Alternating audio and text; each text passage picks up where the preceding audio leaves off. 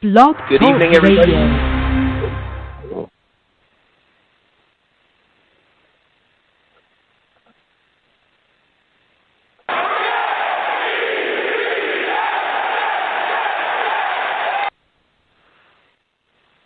Good evening, everybody, and welcome to another episode of Let's Talk Jets Radio. I'm one of your hosts for the moment, Kevin Serkin, waiting on Tyson Roush to get some internet connection.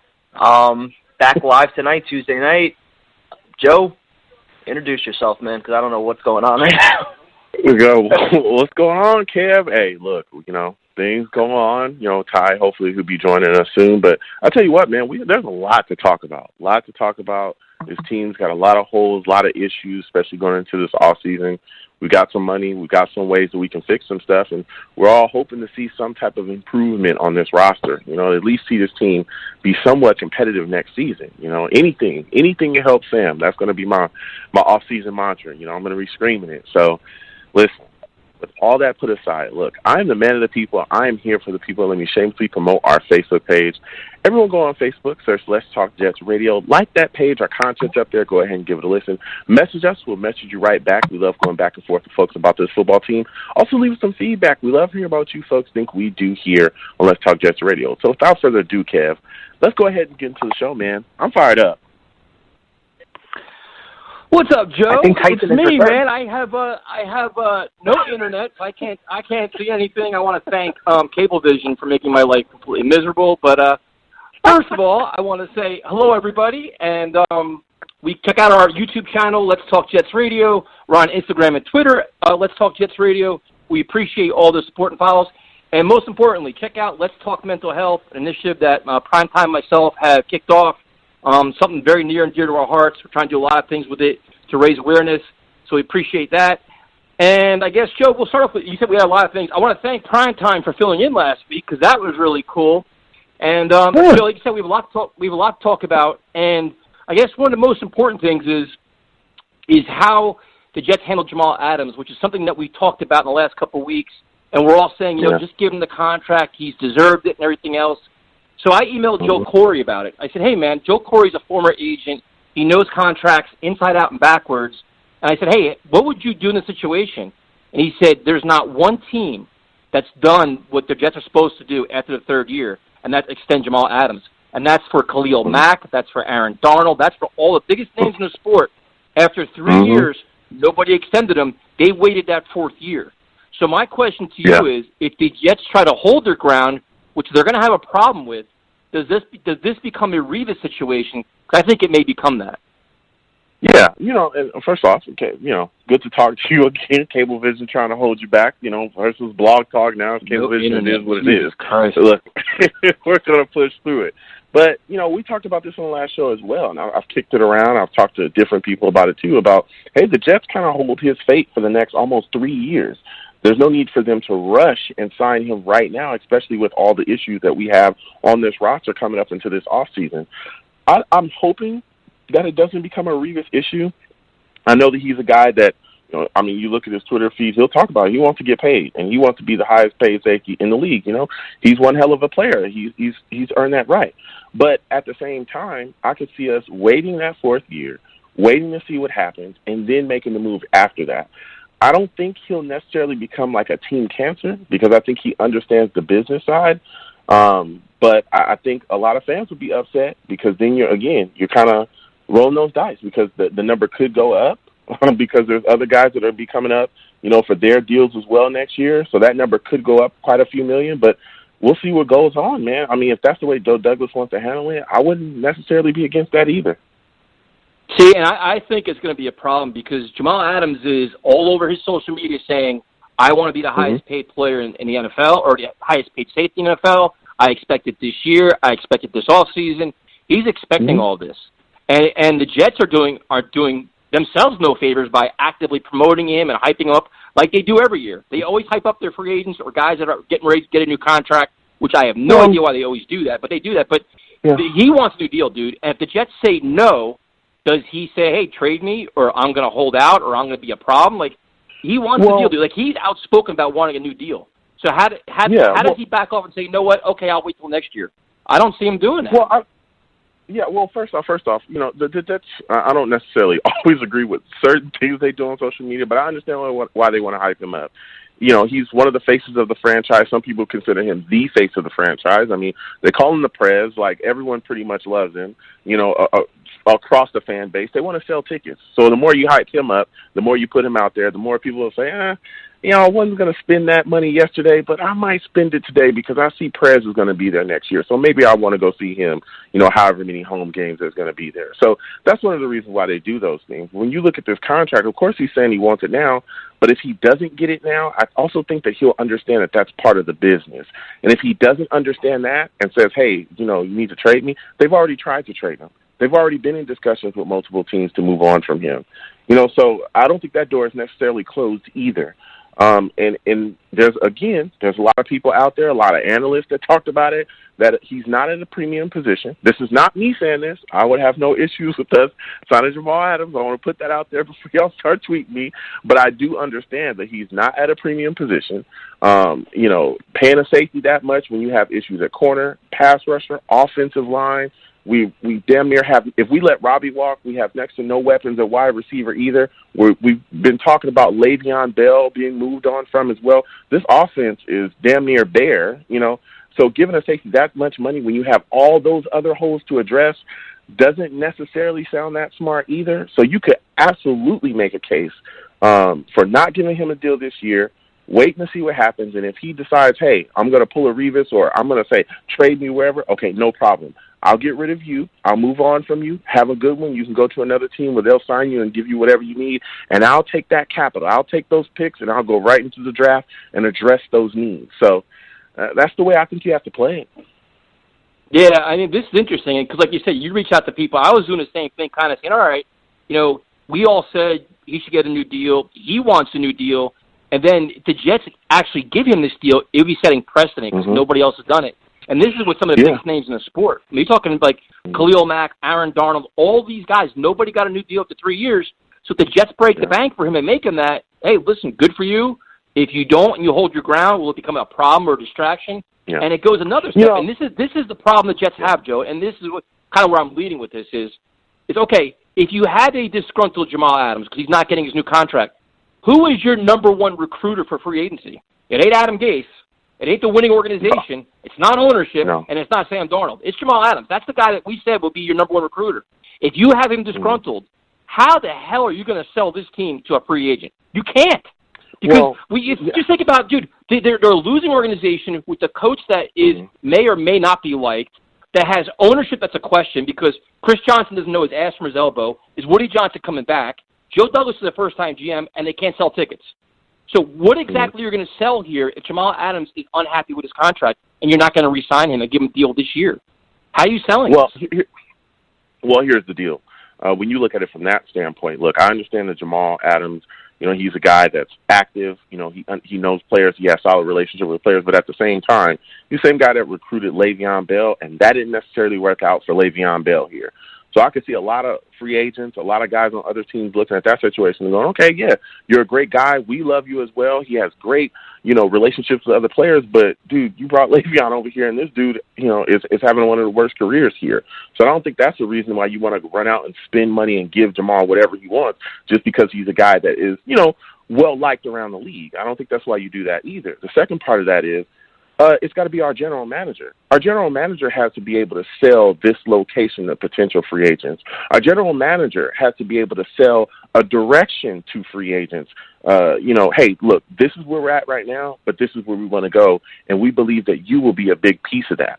And if you come here, I'm telling you, we're going to turn things around, but we're going to make you a focal point within that, turning things around. You're going to be one of the guys that the fans are going to be talking about constantly. You're going to be beloved here, especially if you come in and bring your skill set here. Those are things that our general manager has to do. So Joe Douglas has to be the guy that can sell this team to free agents. As far as the players, hey, maybe Joe Douglas sits down with a guy like Sam Darnold and say, listen, maybe you need to, start talking to people here and there. Get out there. Sam is people like Sam, I'm saying? He's a solid QB. You look around the league, there's a lot of guys that talk about how great Sam Darnold could be or how great he already is, but he just needs a little bit of help. So it's not like guys don't know that he's one hell of a quarterback too. He could do a little bit. He can make calls here and there. But our general manager's got to be that guy, man. Yeah, this has the potential to be a fascinating scenario because it's the Jets try to hold their ground, or if Jamal says, "Listen, I want to be the highest paid safety in football," and they're like, "Listen, we'll give you this deal next year." I mean, this is the same guy that got upset that Joe Douglas answered phone calls at the trade deadline. To me, I could see it being like, all right, now what do we do? How do the Jets handle this? Do they panic, or does Adam Gase become a prick and be like, you know what, trade him, get him out of here. I don't need this distraction. That to me is like the X factor with this too. Is like, we keep talking about, Joe Douglas has all this power and he's going to have the final say in the roster and all this. But at what point does Adam Gase say, you know what, I don't need this distraction, or I don't want this distraction? They say, you know what, we'll move on from him, trade him, get rid of him. Like we don't feel like, and that's where things get interesting because it's like, for some reason I think Chris Johnson would step in because I don't think the Jets could afford this media nightmare fan backlash if they traded him instead of paying him.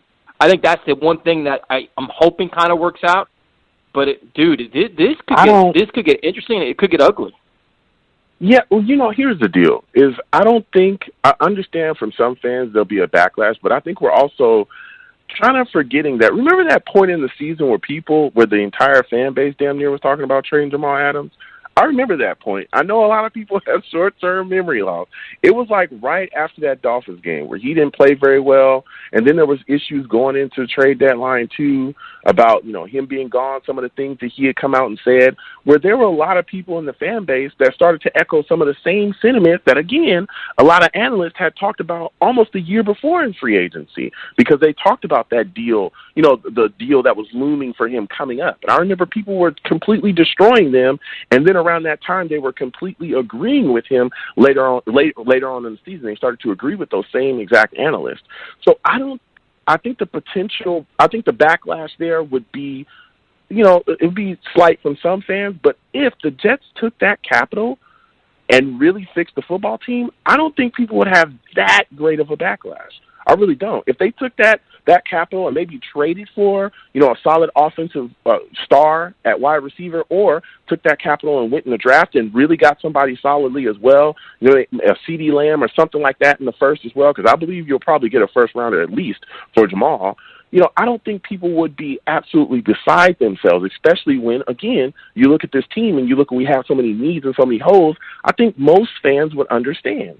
But like you said as well about the Adam Gase situation, you want to hope, and Chris Johnson, that guy's on his own out there, but, you would hope that they would have a plan going into offseason where they would sit down and say, listen, this is how we're going to handle the Adams situation. If it goes left, okay, then we're going to move on from him, or we're going to sit on him, we're going to wait, and we're not going to sign him after that third year. We're going to wait until the fourth year, and Adam Gase wouldn't have any power to go in there and say, hey, let's make a move right now. Get this guy off the team or anything like that. That's what I'm hoping. I'm hoping that Joe Douglas is being given the power that it seems like he's been given and allow him to make the decisions, because you don't want Adam Gase making any kind of roster decisions at all for your football team, because we've seen that completely go bad in the past.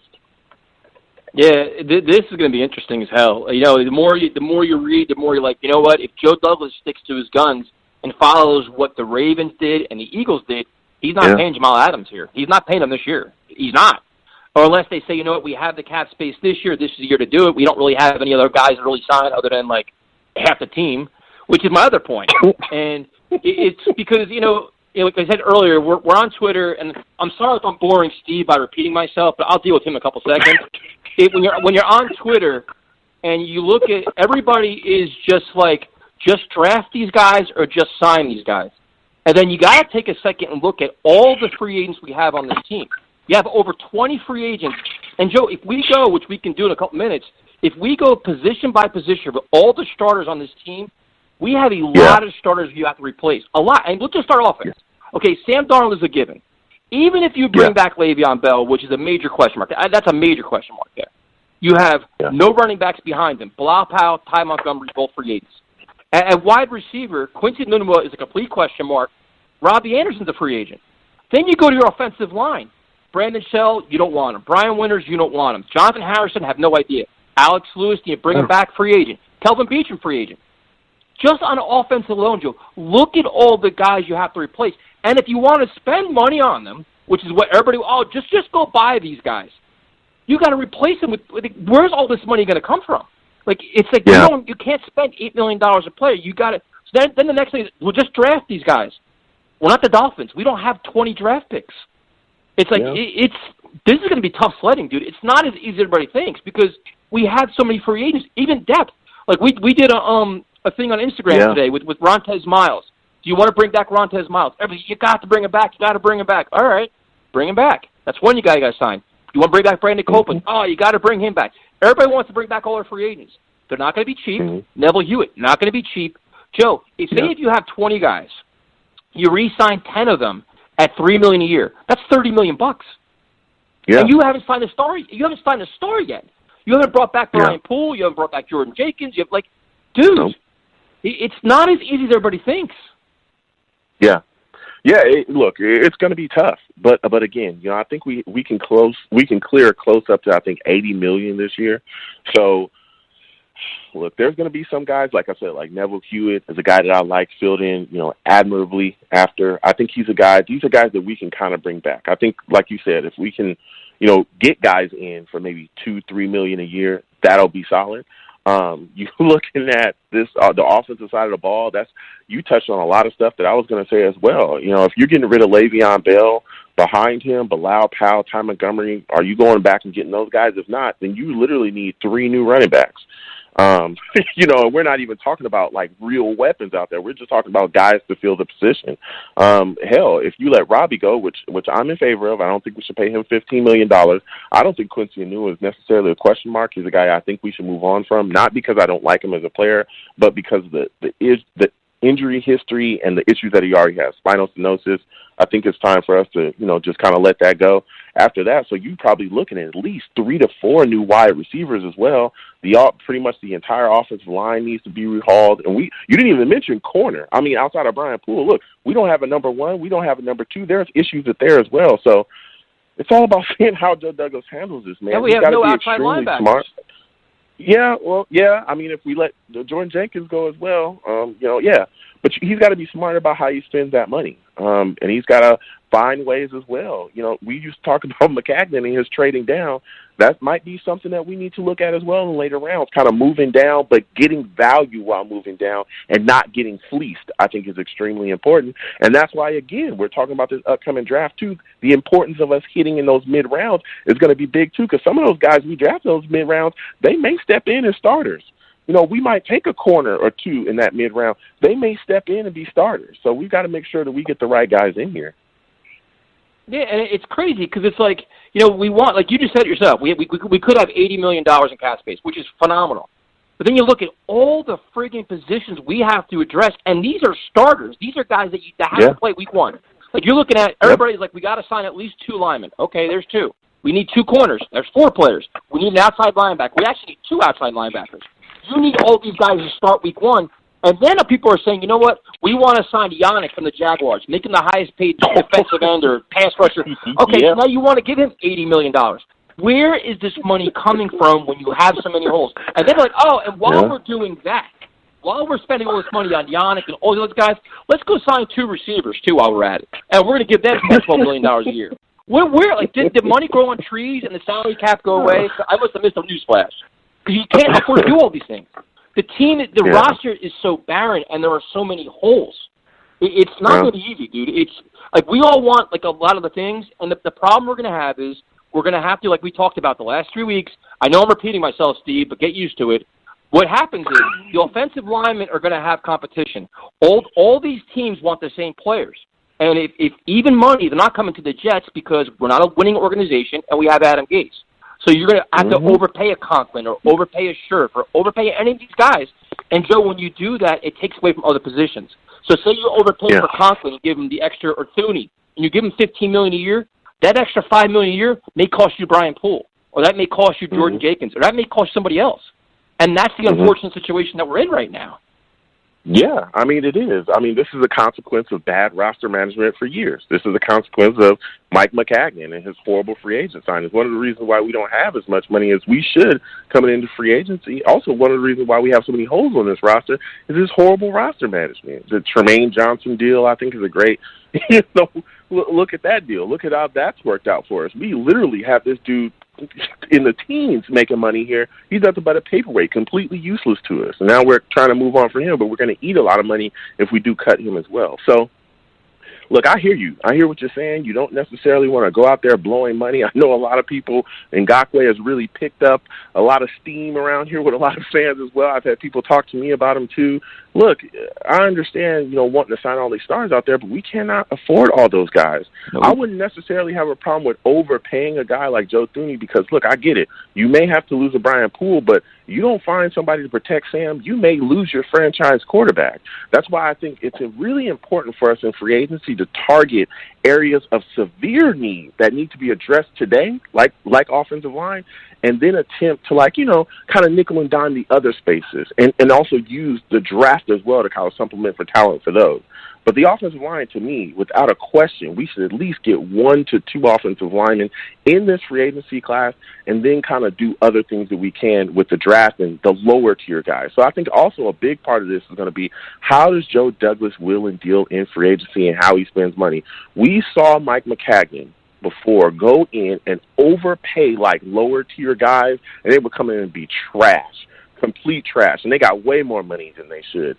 So we need to see how Joe Douglas handles those lower-tier guys that he can get in and just get production out of, and how he cashes them out as well. Yeah, and like you said, if you have that group that says, give Jamal Adams, $70 million guaranteed, all this stuff, that's great. But just understand, when you give him that contract, he's earned it, no doubt earned it, all Pro Bowl, everything else, you're taking away from other positions. So you can't go out and give Jamal Adams a new contract and then go sign Yannick and be like, you know what, we got our pass rusher, we got our safety. Okay, great. You didn't address offensive line, you didn't address corner and everything else. So I agree with you, Joe. Listen, if you're going to spend your money, I go offensive line and recognize that this team is not a win-now team. We're years away from being a consistent winning football team because our trenches are a problem. The defensive line has improved. You need a lot more from Quinnen Williams, but the offensive line's a mess. You could go into next year with 4 new starters or 3 new starters, which is horrible for a young quarterback. So that's your priority. Make it your priority. Stick to it, and kind of communicate to everybody. Say, listen, we understand that we don't want to call it a rebuild, but it is, and we're going to spend money and work our way from the inside out, from the line out. We're going to get you keep Le'Veon, you have your offensive line, you have 2 tight ends in Griffin and Herndon. Hopefully he stays healthy and out of trouble. And say, listen, this is the way we're going to try to do it.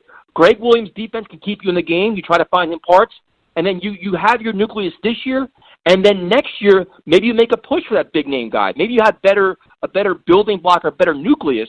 But to think that we're going to get all these stars and fill all these holes in 1 year and think that we're going to be a 11-5 team, it's not happening, dude. This isn't being negative or just being a jerk. This is just calling, look at the numbers, look at the holes, and look at the resources we have in the situation that we're in.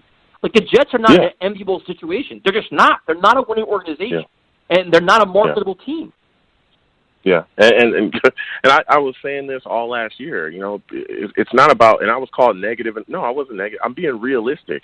It's a realistic take. Look, we're not going to fix all these issues in 1 year or in one offseason. That is not happening. I said that also coming into this offseason. It's not happening. It's going to take us at least 2 years, 2 offseasons to 3 offseasons to really fix the issues that we have. People are talking about, we don't want to call it a rebuild because, we were never built correctly in the first place. There was mad issues on this football team. Hell, half of the issues were because we were drafting poorly, and then we would use free agency to try to cover up our horrible drafting, so we would overspend on positions and guys that really we shouldn't have spent money on. And look at where it's gotten us. So, we're still within the rebuild. We're still trying to find our way. We're still in the fog. But, again, I'm hoping that Joe will go into this offseason and figure it out because there's a lot of needs on this team. Yeah, and he's got to be the saving grace, whereas, like, in years past, the general manager, he didn't really have a rhyme or reason for what he was doing. They did money grabs, they chased headlines, they chased big names, and it didn't work out. Yep. So here we are, and now it's like, listen, we got to hope Joe Douglas has a plan. And Joe, if it makes football sense, or you could see a vision or a blueprint, I'm sure we could all buy into it. He says, listen, we're going to we're going to go all free agent linemen, and we're going to do this, and we're going to maybe go for lower level receivers or whatever it is. If it just makes sense to you, it's like, all right, listen, I get it. I mean, last year going after C.J. Mosley, giving him $18 million a year, while he's a great player, paying that much money to an inside linebacker, in hindsight, probably not ideal when you already have Avery Williamson and Hewitt and everybody else there. the damage is done. You know, giving. I mean, there is like even like they have. Like, you look at Tremaine Johnson, C.J. Mosley, Le'Veon Bell, highest paid positions on the team, and they're not even like prominent positions. Like it's not even like you have nothing to show for it. So now you're like, all right, now we have to recover from all this, and you have to recover from it. It's not going to be easy to recover from it. Yeah, you know, it's not going to be easy for him, especially that Jermaine Johnson deal. One of the reasons why he did that was he kind of trying to save his job. He knew that if he didn't overpay those guys and get them in here, I mean, the entire fan base was going to be screaming to fire him, especially after that Barr situation. But like you said, you know, you look at C.J. Mosley and some of the other signings where it's like, hey, these guys aren't even at positions of impact. You didn't go get yourself a pass rusher when there was a million pass rushers out there. Didn't find a way to get one of those. You know, you didn't find other ways to solve problems on this team. The offensive line, you didn't necessarily shore that up as well, you know, in free agency either. So there was issues there. So you're just hoping that Joe Douglas understands, and he's come out and said some things that really, you know, gave me some encouragement that he may be the guy to get it together, where he talked about the importance of the offensive line. He talks about the importance of winning in the trenches and doing what it takes, you know, to make sure that this team is a winner. So I'm hoping that he has a plan in place, and I'm hoping that he, you know, is given the power again, because we're dealing with Adam Gase. I'm hoping that he's given the power to do his job, you know, without kind of any say-so from anyone else. Yeah, they at some point they need continuity. You just need it. Like one of the success for the Jets was the offensive line. When they got blessed with Brick Shaw and Nick Mangold, and you had guys that were here for not like 1 or 2 years. Like the last thing I want to see this offseason is Band-Aids and stopgaps. I just don't want to see it, Joe. Like if you're going to spend money, don't spend it on a 34 or 35-year-old player. Keep young. Like we need young guys that are going to be here a while. Like you need guys that are going to develop with Sam. Like they grow together as an organization.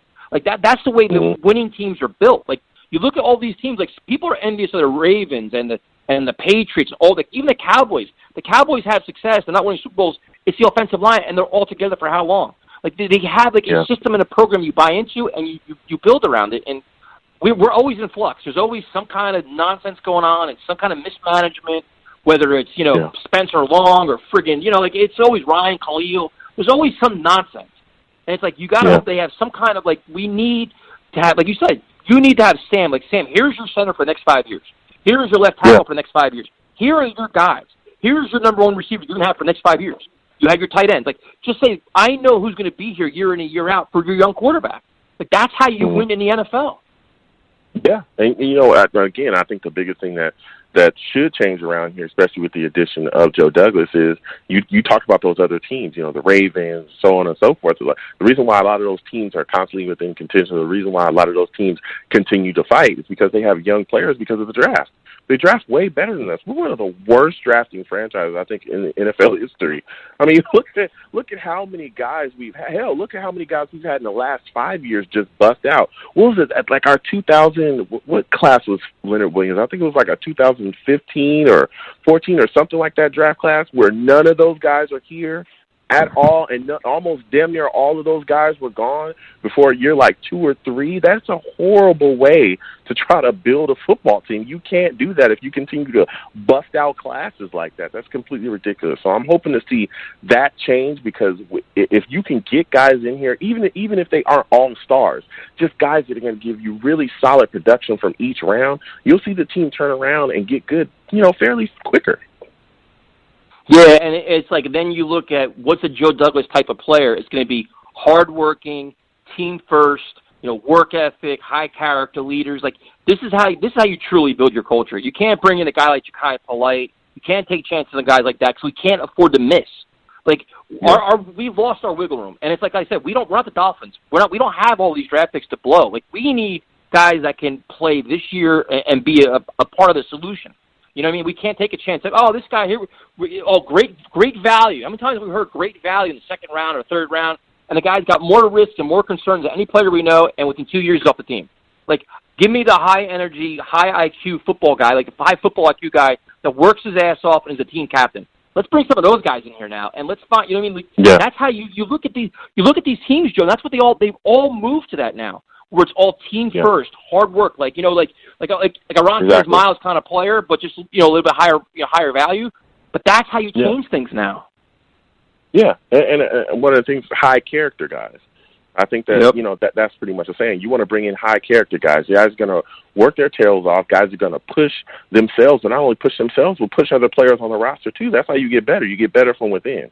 And we've had issues in the past as well with guys that we brought in that weren't very high character, and we saw the fallout from that, especially during the Todd Bowles era when you had like damn near a mutiny at one point, because they loved a certain quarterback over another one, and there were just issues amongst a lot of players in the locker room. We saw how that completely divided us for a season, and the team just absolutely fell apart behind us. So I'm hoping that Joe Douglas can also put that in the past as well, put that away, and make sure that he gets high character guys in here so that he doesn't, regress his team back into what it was like here with McCagnon and Bowles in charge.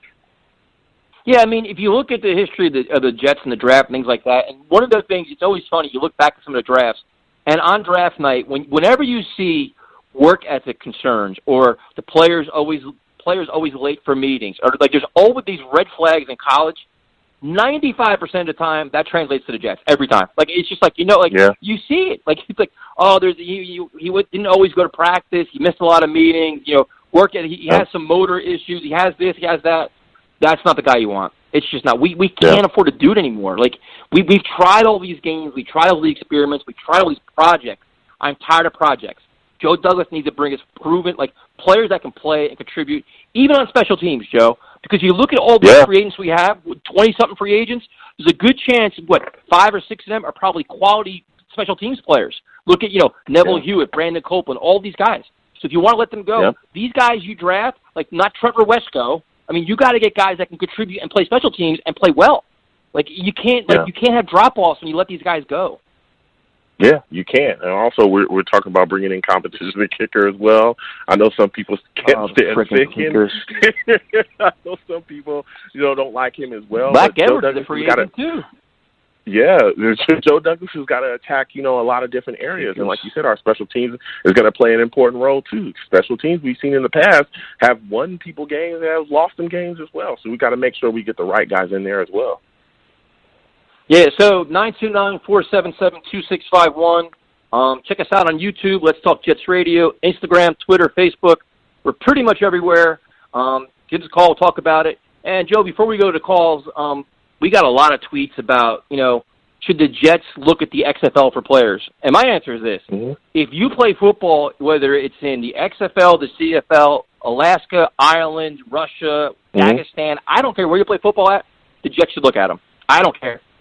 Uncover, no stone left unturned here. Like, if a guy can show he can play and you can find a diamond in the rough, you explore every option in the entire world. Antarctica, you want to fly out to Jupiter, Pluto, I don't care where you go, find players. Mm-hmm. Consider everybody.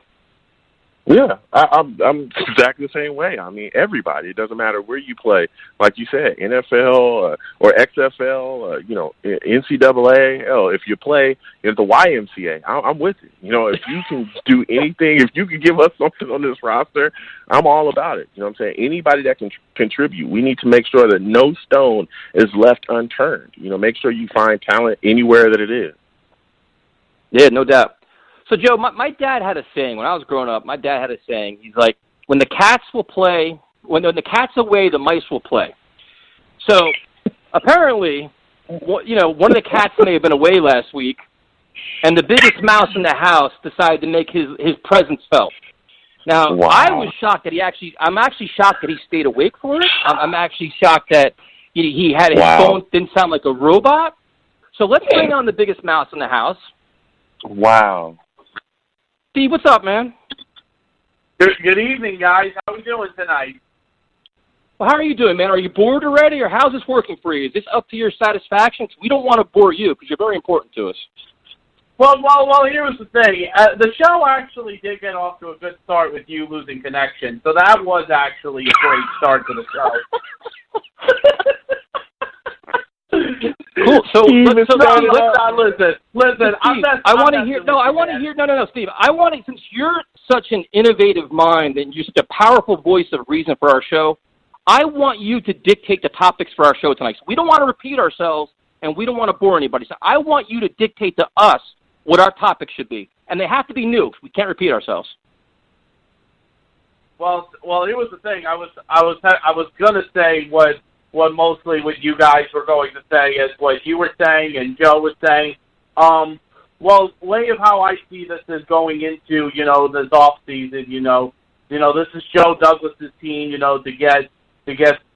to build around Sam. I mean, we got to get that offensive line, protect Sam, in the off season. Hopefully get a done deal with Jamal Adams because, as you did say, Tyson, that we've already talked about it, though. But yeah, I mean, listen, if I got to talk to you guys about it too, I'll talk to you guys about it too. I don't mind talking to you about it too.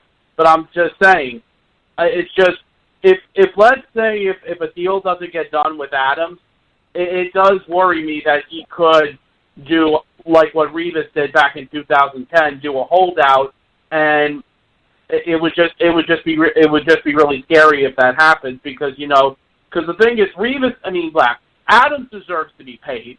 He deserves to be paid. I've said this before. He deserves the money.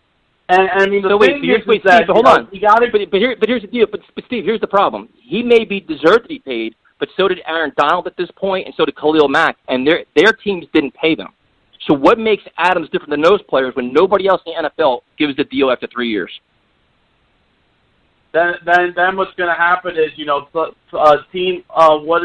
other teams are going to start calling the Jets, and asking for, if you guys are really not going to pay him, we're willing to give you guys this up to give us Jamal Adams in a trade. I mean, it definitely, it's just, I don't know what's going to happen while this offseason continues, but it's just, I hope that a deal gets done with Jamal. I hope a deal gets done. So if you're Joe Douglas, what do you do? What do you do if you're Joe Douglas?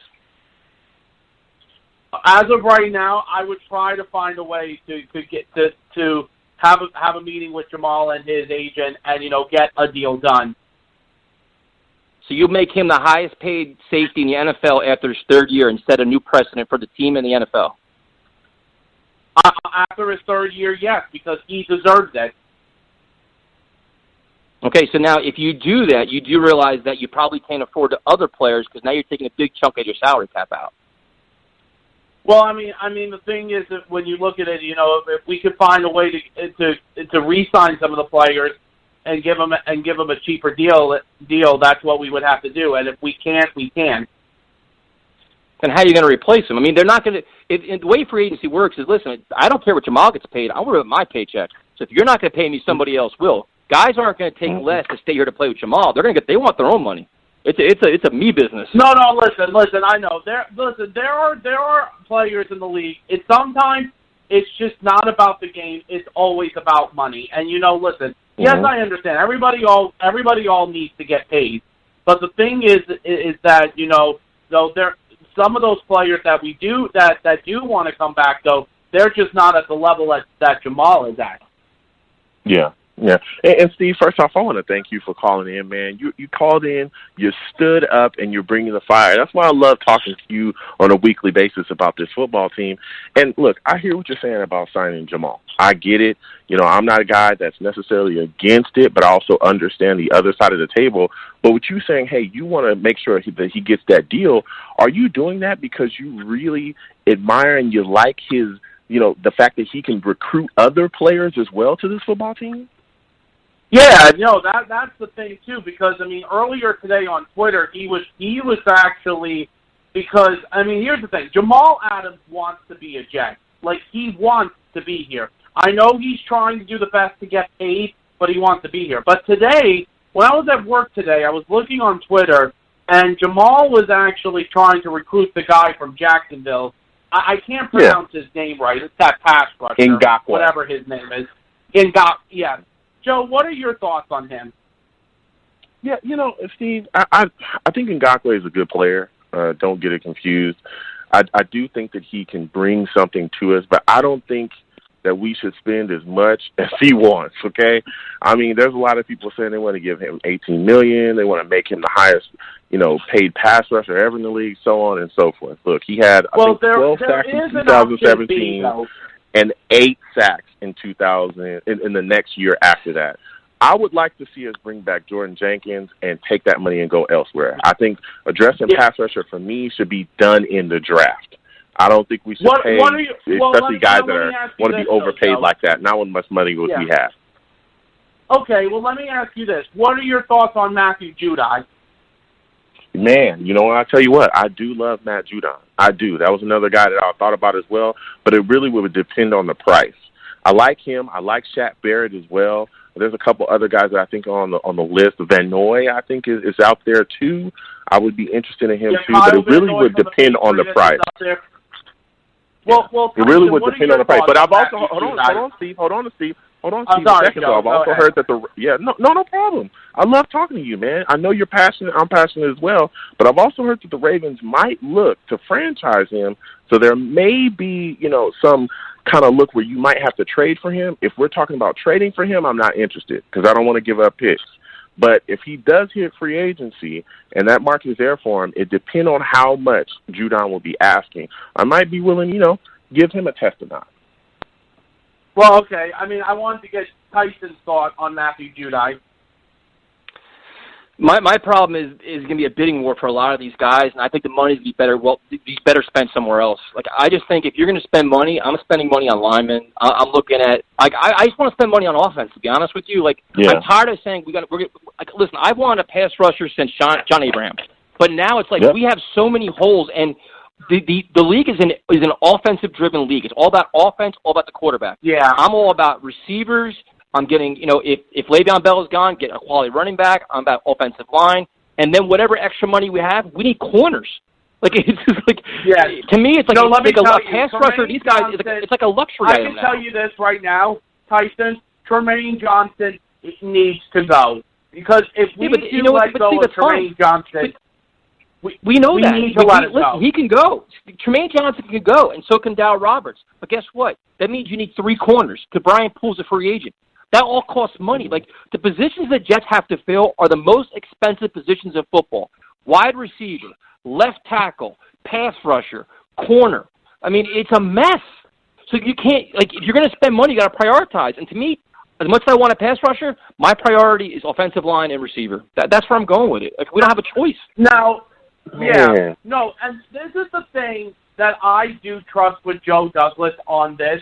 See, when Mike McCagnon was our GM, when he would go out and get offensive linemen, he would get offensive linemen that was past their prime, that was always Joe Douglas injury prone. The Ryan Khalil thing was a mistake by Joe Douglas. But the one thing I do trust more with Joe Douglas is an offensive line guy. Like, he is an offensive line guy. When he was with Philadelphia, he did build a good offensive line around the Eagles. Well, they did. But he was part of their thing. He still has a lot to prove, man. Like, all of a sudden, Joe Douglas built the Eagles as a Super Bowl team, and Joe Douglas did everything for the Ravens. He was a part of a very good front office. He's got a lot to prove, man. Like, this is his first free agency, his first draft to actually prove something. He had some good moves, some bad moves. To me, it's like, I don't have blind faith in the guy. I'm a show-me guy because if you remember, when the Jets hired Mike McCagnon, all we kept, oh, my God, we finally got a football guy. He's an excellent scout. He's an excellent. How many times do we hear an excellent personnel evaluator? First one in, last one out. He went to the Senior Bowl. He went to the Rose Bowl. He went to the Toilet Bowl. He went everywhere. And what did he give us? So to me, Joe Douglas has a lot to prove. Like, I'm not giving this guy all the, oh, he's so great. Show me. And he could talk about offensive line. Now bring them in. Ryan Khalil was a failure. Alex Lewis, not so bad. But he's got to, Steve, he's got to prove it, man. Prove it on day one of free agency and show us what you got. Tyson, I absolutely agree with you. He definitely has to improve it. I mean, listen, we're 1 month away from free agency. We're 1 month away. Listen, we're all gonna see what happens. But I do hope that Joe Douglas can fix like the mess that we've had before when we had Mike McCagnon. I'm really hoping he does. I mean, we just got to see what happens. What would be your first move in free agency? Honestly, my first move would go after offensive line. We gotta protect Sam. I'm sick and tired of these first 2 seasons of watching Sam get killed out there. Last season, we had 9 different starting offensive lines. We had 9. And you can't have 9 different starting offensive linemen. in one regular season. I mean, I understand. Okay, injuries happen, but there were players that we had. There were players at the beginning that didn't show up. For an example, Ryan Khalil was one of them. Well, I mean, they went into the first game of the regular season with the offensive line that were playing together. I mean, that alone is just ridiculous. When your offensive line didn't even play a preseason game together, they didn't do anything together, which is crazy. But, Steve, my last question for you, I'm trying to keep this show new and kind of interesting to you, is are you surprised that the Jets that went 7-9, are one of the only teams that aren't making any coaching changes? Like, there are teams like Texans and all these other teams making changes. Teams that are in the playoffs making changes. And the Jets are kind of standing pat with their coaches. Does that surprise you?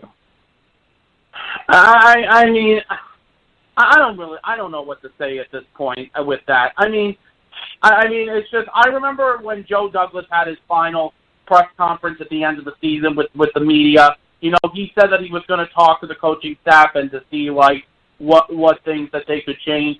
But the thing is that I was really hoping that they could let go of one of their coaches, but I could see that maybe Joe Douglas is going to give them, like, another chance. What coach will you let go of?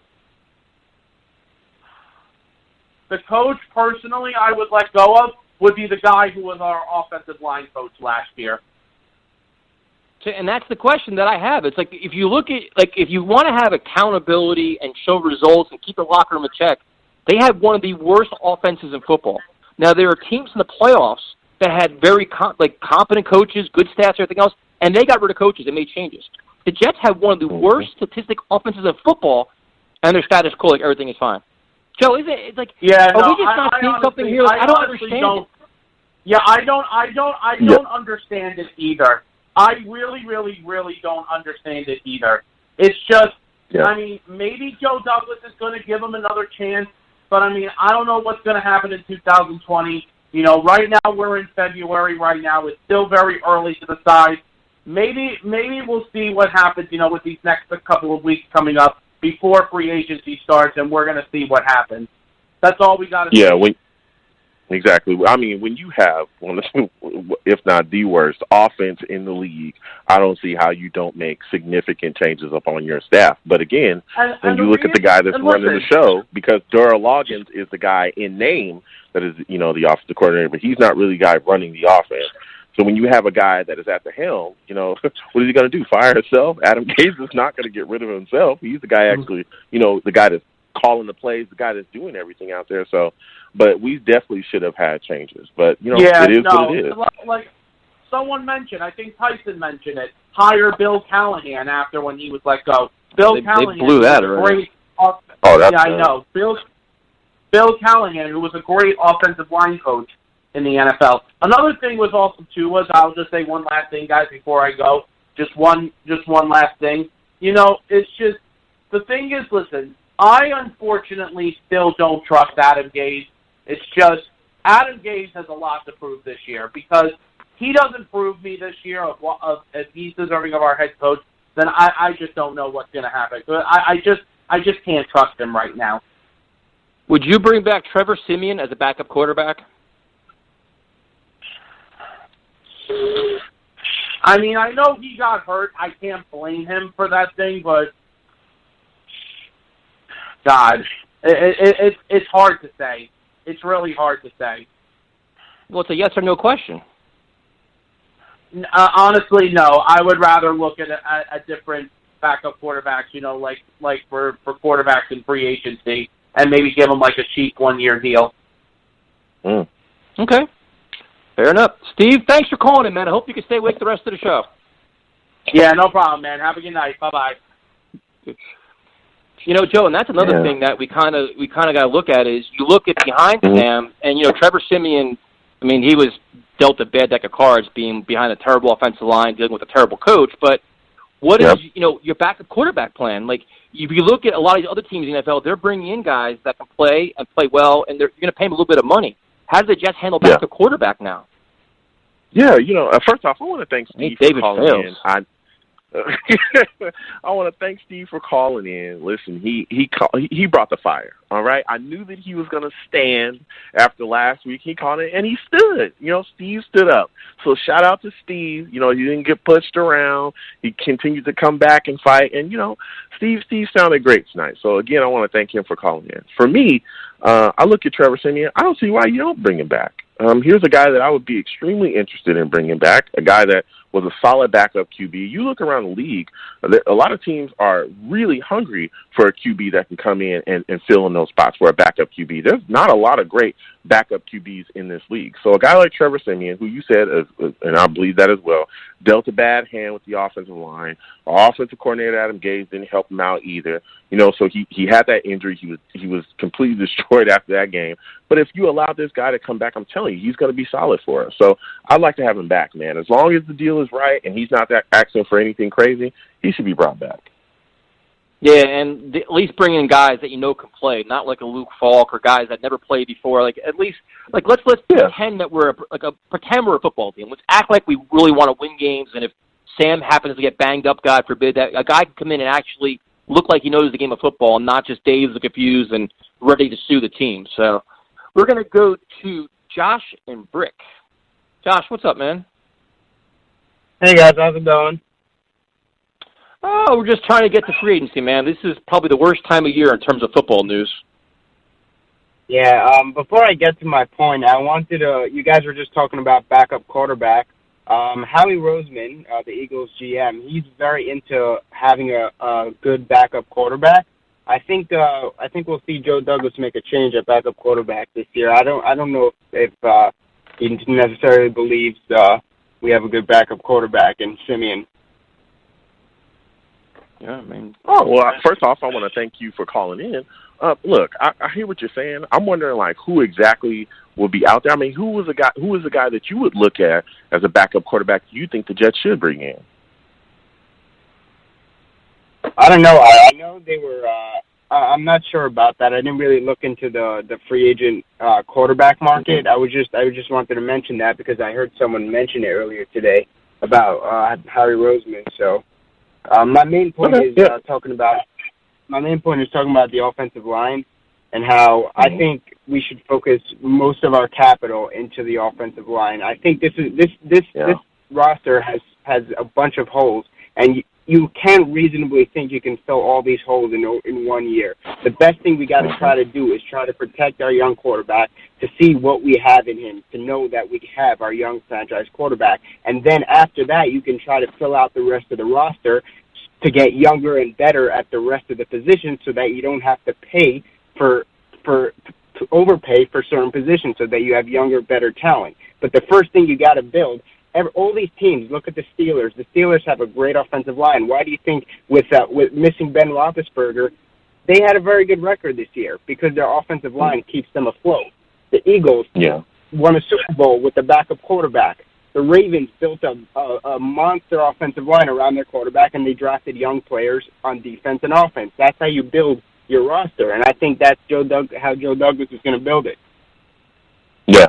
And look, I'm right there with you. I've been talking about this for I don't know how long, about how much we need to invest within our offensive line to protect our young franchise QB. Not just that, but also help our running game out as well. I know a lot of people aren't talking about that. I understand keeping Sam upright is extremely important, but opening holes for whatever running back that we have so that we can be able to run the ball is extremely important as well in today's NFL. So, yeah, getting the right guys in here, getting talented guys in here, getting guys in here that can do what we need them to do within the scheme would be huge for us.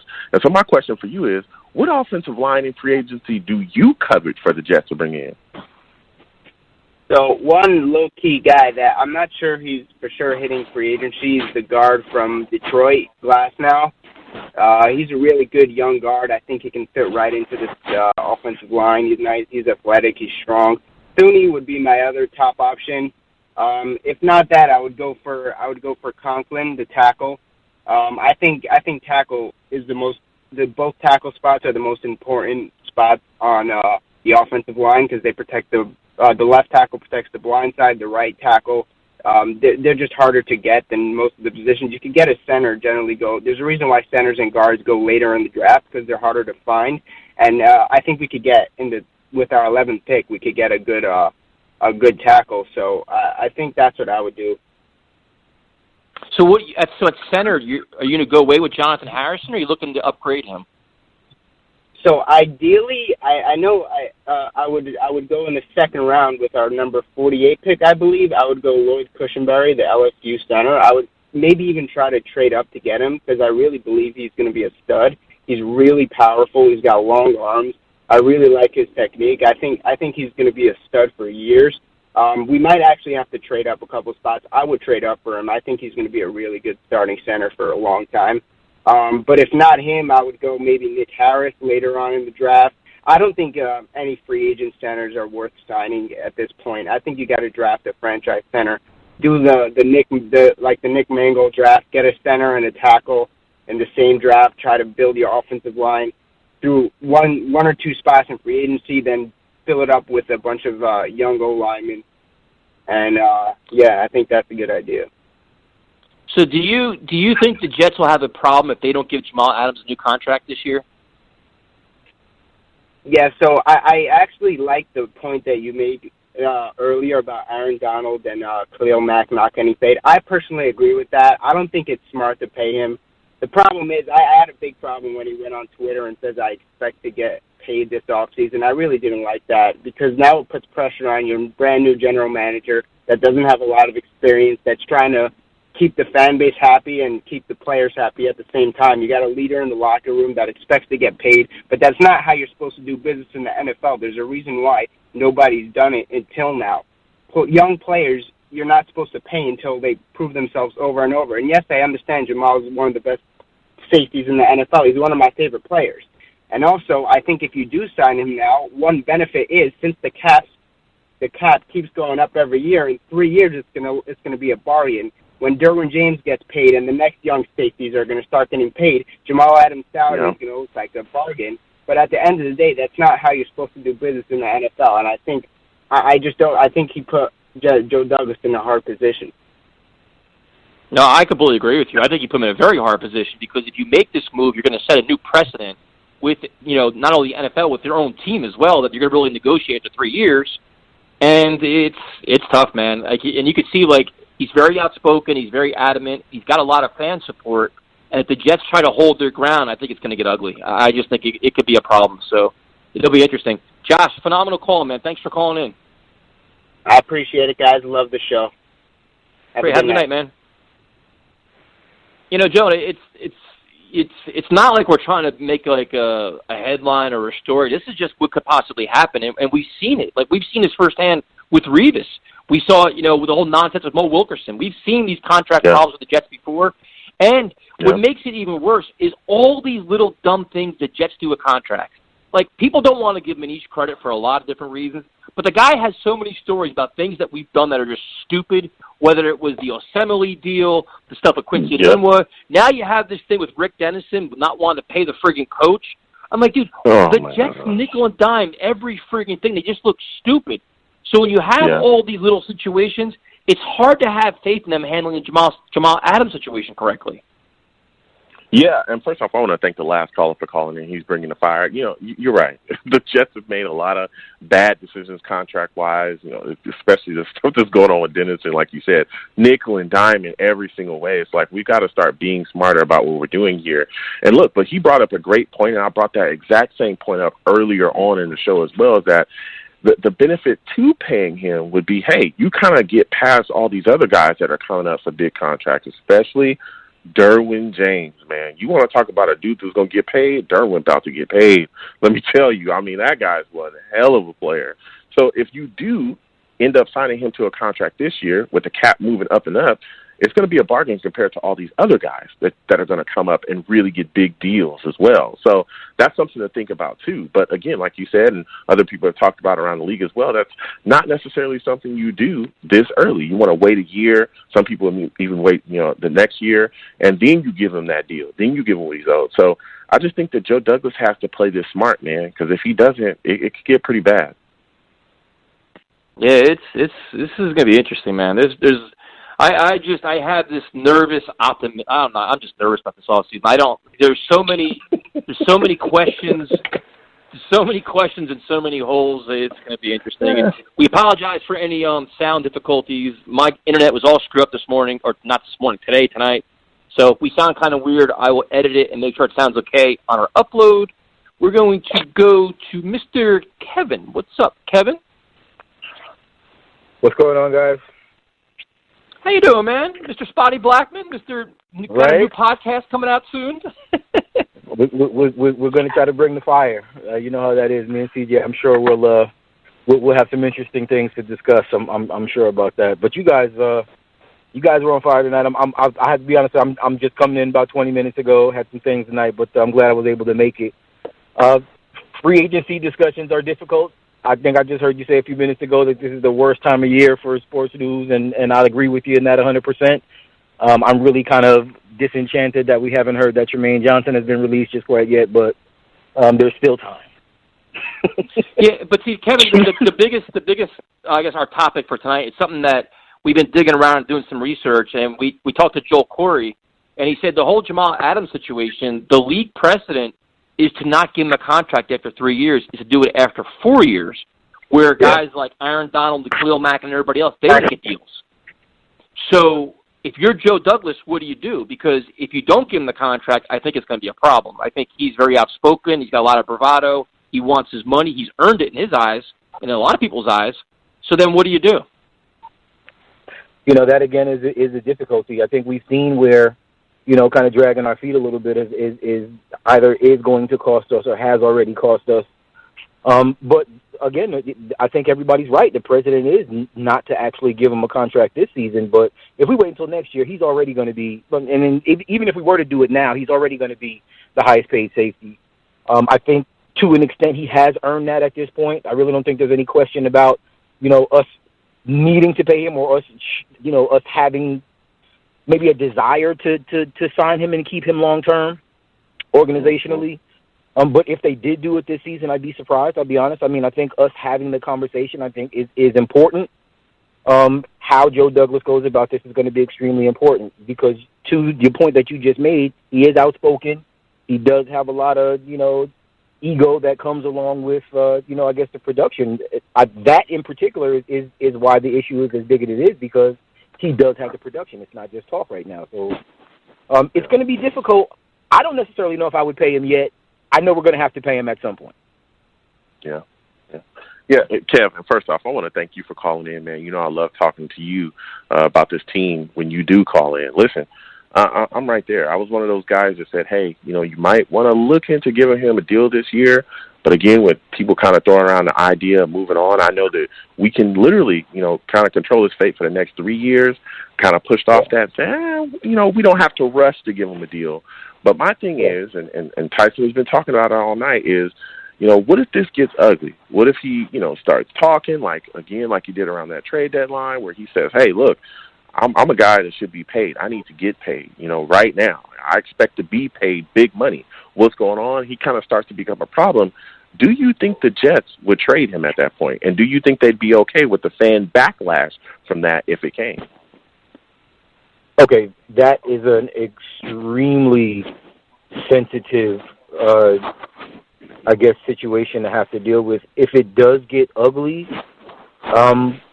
depending upon the compensation, to be perfectly honest with you, I think it might end up being a necessity to trade him if it really does get, you know, as out of hand as you described. The fact of the matter is that Jamal Adams has earned his place here, not just on the field, in the locker room, in the media.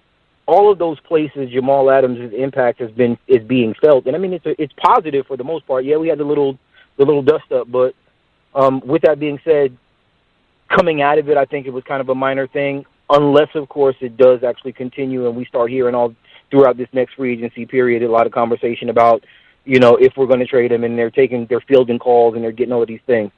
To be perfectly honest with you, if you're not talking 2 first-round picks, you know, and possibly others, you know, players, cash or something like that, I really don't think it makes any sense to pull the trigger on something like that. But again, it would be stupid for us not to listen, but it would also be stupid for us to let him go for something stupid also. So, you know, at this point, I love Jamal Adams. I want us to bring him back. I do think we should pay him. Obviously, we have a lot of holes. There's a lot of other things. If what they're going to do is just maybe prioritize some other positions and then, kind of give them, I guess, some reassurances that, the contract is coming, or maybe even give them some guidelines or a foundation about the type of contract it is that we're going to, be looking at offering him next season when it actually becomes an imperative for us. I think that actually maybe makes more sense for us long term. But, there is no question that we need to sign him. When is touchy. How much is going to just, it's going to end up being, probably a lot based on what happens with the CBA and how those things shake out over the course of the next couple of seasons. So, I don't know. That's a tough question. Obviously, I don't know enough about what Joe Douglas is thinking and how it is that they're going to go about not only this free agency but this draft coming up that we have coming. But priority is Jamal Adams. Priority also is getting pieces around Sam, and if it's detrimental to building around Sam. Kevin, I'd say here's the deal. I listen. I know for me the priority is offense. So if Joe Douglas comes out and say, listen, free agency starts and Jamal Adams still has no new deal, but in the meantime he goes and signs 2 linemen and he signs a wide receiver, to me, hold on, all right, you know what? That money may not be going to Jamal, but I could see a blueprint now. He's actually addressing holes in our roster to make our offense better, which is one of the worst offenses in football. So as in terms of team building, that makes the most sense to me. So Jamal says, listen, you know what? You spent all this money, but I didn't get mine, and you're in that kind of spot. Listen, we have to build a team here. We can't put him ahead of the team when we have glaring holes. We're talking about replacing 3 offensive linemen, and we could be without 2 more receivers. All we have is Jamison Crowder. If Quincy's gone, and Robbie goes. So it's we have to spend money where it's just, we're kind of stuck in a certain point. Yeah, the free agents that we have outstanding right now, Brian Poole, George Jenkins, those guys, I think those are really priority before we start talking about new contracts at this point. But to your point, because I think you made an outstanding point, offense is the main focus right now. And how many times over the course of the past few years have we discussed how criminally neglected this offensive line has been? Every year. Beyond every year. Exactly, every single year. Beyond what it is that we have at receiver, beyond what it is that we have at running back, all of these things, the offensive line is priority right now. If Jamal Adams sees that we bring in a couple of free agent offensive linemen and to your point, a receiver, tight end, or whatever else is that Joe Douglas does, if he sees that and he's still, really so adamant about getting his own contract, I would think at that point in time that's a trigger for me. Yeah, maybe we should start looking at, what are the options it is that we have to get to move him because, obviously that's not a team-friendly situation. And I hate using team-friendly when it comes to player contracts because I don't think that a player should have that much loyalty to a team because a team will cut him and get rid of him before his contract is up, at any point. So, we have some difficulties here. We do. It unfortunately isn't just cut and dry. Because we do have so many holes, because this is as important as it is offensively this season coming up, we have a lot of questions. We have a lot of work to do, and because we don't have a track record or a history of so to speak, with Joe Douglas at this point, we're going to end up being in bad shape if he doesn't, kind of make some of the moves that we expect, or not maybe not even just expect that we need, because these are required moves at this point. It's not like we say, we can kind of, just add one and, see how it shakes out. No, we need multiples. We need multiple receivers. We need multiple cornerbacks. We need multiple offensive linemen, heavy. We've got a lot of glaring holes. Defensively at this point, I'll just be honest, re-signing the free agents that we have outstanding, I think, is priority. Yes, we are going to need a corner. I think that'll be addressed in the draft. But the offense needs to be a huge portion of any move that we make, whether it be free agency or the draft, period, hands down. That's just it. To the question that I heard a little while ago, you were talking about backup quarterback. That's something else that obviously is extremely important. If Sam, just for whatever reason, if Sam goes down, we can't have a meltdown situation like what it is that we had last season. We just can't afford to do it. And especially if what it is that we're doing is trying to build a foundation for long term. We have to have a guy that can at least be serviceable, can at least be functional. And I mean, there's some guys that are further down the list. You know, Drew Stanton. You know, even Geno. I mean, if you really think about it, I know it's weird and it's wild and whatever, but you know, if we're only talking about a backup quarterback, we're talking about somebody that we know can win games if necessary. And if that's really, you know, kind of the attitude that we need to have, then something like that isn't too far-fetched, at least as far as I'm concerned. We did have a lot of holes. We have a lot to do. But what we can't do is we can't panic. We can't, you know, kind of reach and do things that are completely out of character for teams that are in our position right now. And first and foremost, we just need to recognize where it is that we are, and we need to make moves accordingly. Kevin, good stuff as always, man. Thank you for calling in. Give out all your information. Spotty Blackman, holla at your boy. Weapons Hot podcast coming up. We're looking at sometime maybe March. I believe is when we're gonna kick off. March. March. Yeah, you guys are lazy as hell, man. What are you waiting for news? Look, That's some lazy stuff. stuff. Oh, come on, man. Get those guys time. We've got stuff in the works right now. When we come, just trust me, it's gonna be jam packed. It's gonna be focused. It's gonna be wild, but we're gonna have fun. We're definitely gonna have fun. I can't wait. You guys are doing a great job once again. Thanks again, guys. Really. Thank you, man. Have a good night. As always, Spotty Blackman. No, Joe, I'm just saying, I just find, like, I'm not only busting his jobs, but it's funny because some of these other podcasts, once, like, the end of December comes, they're gone for, like, April. Like, where do you go? Like, this is, here we go. You gotta entertain year-round, man. Endure the pain. Endure guys like Steve that call you boring and repetitive when there's nothing to talk about. We've got to create friggin' topics.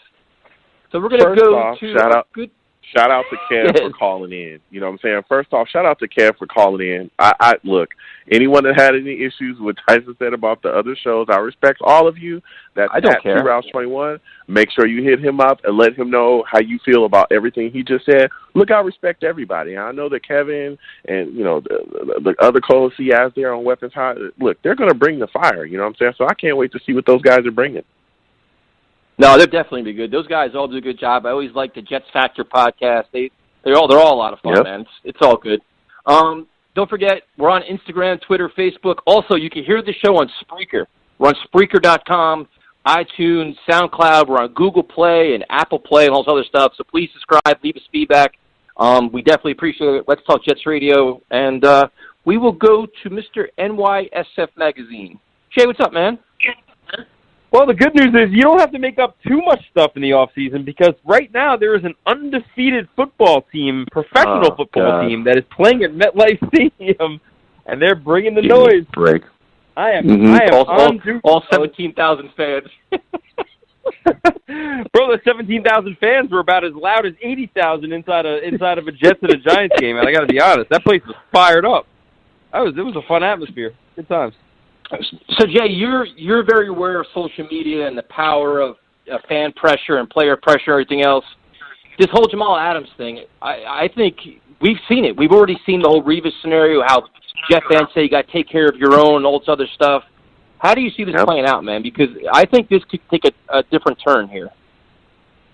Yeah, listen, the Jets, we talked about this last week, but the Jets are under absolutely no pressure except for pressure from Jamal, but really, they have all the leverage. They have control over Jamal for 2 and 3 years, I guess. Could be 3 years if you want to franchise tag him. So, whereas, Jamal could hold out, unless Jamal doesn't plan on playing football for the next 3 years, he has no leverage. He wants to, he expects to be extended, he wants to be extended, but the fact of the matter is that, and I love Jamal, I'm not trying to sit here and side with, I certainly am not going to side with management and ownership over players usually, but I don't really see what leg he has to stand on. Yeah, he wants to get extended. Yeah, he could be a pain in the butt if he doesn't. He could hold out and that's not going to be good for anybody. But at the end of the day, I mean, he is under Jets control for 3 years. And so right now, although we have $80 million to spend, as you guys have been talking about all night, that money doesn't stretch all that far when you have 53-man roster and you got about 30 holes on it. So I mean, you gotta understand, like, as much as everybody loves Jamal Adams and as much as he's earned his money and he's he's an all-pro. I mean, how many all-pros do we get around here? Not that often. So, but unfortunately for him, and unfortunately for the Jets, maybe now is not the right time to just go giving him $15, $16, $17 million a year, especially when our money is just spread so ridiculously invested in positions that are not impact positions, and you're going to have to go and sign some of those guys. You got to get offensive linemen. You got to get a left tackle. You got to get wide receivers. You got to get cornerbacks. You got to get an edge rusher. I mean, so when you plug all those holes and you're damn sure not doing them all in the draft, you have 1, 2, maybe 3 premium picks in the entire draft. The rest is a complete crapshoot, as we've seen. You're going to have to fill holes. And the most important priority, as it was last offseason, and we were pounding our fists on the table saying, we got to get offensive line, we got to get offensive line. Somehow, we got through last offseason with no offensive linemen. So, now now it's double down. Now you're in Sam Darnold, now you're going into year 3 of his rookie deal, and you got to protect this man. You want to turn him into a franchise quarterback. You're not going to do it by handing out huge contracts to safeties. You got to get offensive line here, first and foremost, before anything else. So that's priority number 1. I would say extending Jamal Adams is so far down the list of priorities right now, unfortunately, that, I would say, personally, I'm anticipating Jamal Adams has played his last snap as a New York Jet. I think he's going to get traded this offseason because I think he's going to hold out. Some team's going to offer us a first-round draft pick, maybe a first and a second. And as much as we're going to hate to lose Jamal for that, a first and a second, with the way that our roster is built, we are not built right now to give $15, $16 million to a safety when we have all that money committed to Le'Veon, we have all that money committed to Mosley, and we just can't do it. You can't have your 3 highest paid guys on the team at safety, a linebacker and running back. It's just you just can't do it. So that's where it's at. I know Jet fans aren't going to want to hear that. I'm just being realistic. And you know what? If they do extend Jamal and give him that $15, $16 million, I don't know how. Be prepared for again to have one of the worst offenses in football. So. And that's exactly what I was going to go with that, where it's like, all right, you want to give Jamal all that money. What is it going to cost us in terms of getting other players? Like I said to Joe before, it's like, you know what? If free agency starts and Joe Douglas's first 2 moves are signing Thuney and a receiver or whatever, I'm like, all right, dude, now I see what his plan is. We're upgrading the offense. So if the Jets come out and say, listen, we just spent all this money upgrading our offense, getting a corner, which we don't have. Like, we have legitimate holes where there's not starters there. Like, you take away Tremaine Johnson, and, Darryl Roberts is garbage. You have no Brian Poole. You have no corners. So if you start addressing actual holes where we don't have a starter on the roster, it just makes sense. So if he says, listen, we want to pay Jamal $18 million, but we just had to spend $25 million offensive line, we had to spend $10 million in corners and $10 million in receivers. And that's just we can field a team that's actually competent and can be competitive. Then as a fan, you have to say, you know what? I get it. I understand. We can't, you just can't do it all. Sometimes we got to be practical about things, and it's unfortunate. Right. Well, there's the people that are saying you have to sign Jamal. You have to sign Robbie. Well, that's going to cost you $30 million. So, I mean, you're going to do that, and then what? And then you're right back to the same exact damn team that you had this year. I mean, it's like, we went 7-9 this year against a terrible schedule, with those guys on the team. So you're going to go ahead and give those guys 5 times, 10 times. Robbie Anderson was on a rookie free agent deal. Jamal Adams on a rookie deal. You're going to give those guys a combined $30 million? I mean, it's just not good roster management. It just isn't. And, so you're as far as I'm concerned, every guy that we have on our roster, I think, is going to be gone. Every free agent that we have on our roster is going to be gone, including, God, did you guys see that trade proposal that I saw popping up that we're going to have to give a 4th-round pick to get rid of Le'Veon Bell and get a 7th-round pick back or something like that? That was like the... Oh, my goodness. My mind was blown. It's like, we're going to trade away now a 4th-round pick to get rid of Le'Veon Bell? And it's just... Dude, this team, man, I'm telling you, man, that's why I have no optimism. I know that we're in for 2-3 years of straight-up, being a bottom feeder in this league as far as I'm concerned. And then the really sad part about that is then Sam Darnold's rookie deal is over. And then, now you got to pay him. And, who knows? So you got to start building that offensive line. That's the only thing that matters at this point. You know, we got to be prepared that this team is not going to be a playoff team, and you got to build up Sam Darnold and hope that, you know, that you can turn this offense around. That's what good football teams do. And that's where we're at. First off, Jay, I want to thank you for calling in. Look, I heard about some, rumor trade proposal. I wouldn't be interested in that at all, but I'm right there with you, man. You got to look at this offensive line and you got to build it up, because if you don't, Sam is going to suffer for however long, until that deal comes up, and then we're not going to see the best from this kid if he's constantly running for his life or on his back. And so my question for you is, man, how many offensive linemen do you think the Jets should sign in free agency, and who are the offensive linemen that you covet? Man, it's just, the whole thing is this, Joe. The jet tax that's coming is going to make it so hard for us to get offensive line. Like, all these free agents, can you imagine what it's going to cost when teams with real offensive, with real head coaches are going to be offering a similar money, and then what? The Jets are going to go ahead and they're going to offer the same, and some guy's going to say, you know what, I want to go play with Adam Gase, I want to go play with the Jets. I just can't see it. And, so it's like, I don't even know, where I would go, on the offensive line right now. It's like, do you go ahead and do you get a guy like Thuney, and do you make him just ridiculously paid? What's that going to cost? Or do you try and find solid offensive linemen, that for depth in free agency, and then draft offensive linemen? That's a much cheaper way to go, I think. And then, because you don't just need one offensive lineman, too. You need to rebuild basically the entire offensive line. So, I don't know that going out, and we just don't have, we have $80 million. And I know everyone keeps saying we have so much money, No, we don't. We don't have so much money because we don't have any players. It's like this team is basically an expansion team. So, I know people want Scherf, and they want Conklin, and they want Thuney, and they want those guys, but it's just a matter of what's it going to cost, man, and we need depth, I think. I would look at all those positions in free agency. Maybe you get one splash, and I guess if you're going to do it, the offensive line's the place to do it, so maybe, if you're going to go ahead and you're going to get Thuney, but what is that going to cost, dude? I can't even imagine what he's going to come from the Patriots to the Jets, and he already knows. He knows what a clown show this organization is. So just think about how much money how much extra it's going to take to get him here. So I just don't know. I know we got to overpay, but I don't know. I don't envy Joe Douglas with the job that he has to do this offseason, man. He's got a big job ahead of him. And who knows who wants to be here?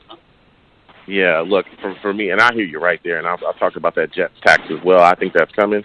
I think for us, if we want to get these top-tier offensive linemen, you're probably going to have to pay around that $14, $15, $16 million range to get those guys to come in here. That's how some of the highest-paid offensive linemen in the league are getting paid that much. I think we're going to have to offer guys. You may be able to manipulate some years, but you're definitely going to have to pay top dollar. I'm all about paying 2 offensive line, but I know a lot of people are looking at that center position and saying that they feel comfortable with Harrison being the guy that, we can return next year and can be a starter. Are you as comfortable with him as well? So I like Harrison. I would like to bring in another center. I'd like to draft a center. So if you didn't tell me that, we pick up a center in the 3rd round or something like that, and we bring Harrison back and we let them battle it out in camp, and maybe Harrison wins the job, maybe he doesn't. He's been solid. I wish he played more this year. I wish he wouldn't waste so much damn time, with our boy Khalil. That dude was just trash, and then we just kept running him out there. But Harrison definitely, the offensive line solidified as the season went on a little bit. Give credit to the coaching staff. I don't like to do that too often, but credit to them for at least patching the hole. It was a low bar. The offensive line was so ridiculously terrible. I've never seen anything like it for the first 7-8 games of the year. It was just a free for all. Teams were just it was ridiculous. To one, not even giving Sam a second, which I'm surprised that man even. It didn't get broken in half at some point. So, I bring back Harrison for sure. I bring back Lewis. I bring back, guys. Beachum. I mean, what do you guys think? What kind of contract is Beachum going to get? What's he going to get? Do you think he'll get a 1 or a 2 year deal? It'll be interesting to see what kind of money he commands in free agency. Well, that's the whole thing. It's like he may want a 2 or 3 year deal because left tackles are at a premium. The Jets need one. He knows it. Like he knows the situation that we're in, man. Like if you're an agent, the Jets are like, yeah, we want to give you 1 year, $6 million. Like, yeah, you know what? We'll go to free agency and make the Jets sweat, and then Jets will be like, all right, now what are we gonna do? He's not gonna take a 1 year deal. He's gonna. It's. I don't think. So I mean, what do you think it's gonna take? 2 years, $12 million for a guy like that, and then what? Then we just could be more than that. We push off the left tackle position again in the draft or something. You draft one, but you draft one and develop him and mentor him. That's I don't think you forgo it, but you don't like if you bring back Beachum, which is listen, he's a hold the fort guy, but then you could draft one and not throw a left tackle in that's not ready to play. And if the left tackle is ready to play, put Kellen Beachum on the right side. Like he can play. It's but it's kind of like that. We just need depth, man. That's my point. We just cannot. These splash guys, you have $80 million to spend. You give up, take away the draft allocation that you're going to need to put aside. So you got about maybe $65 million, approximately in that range.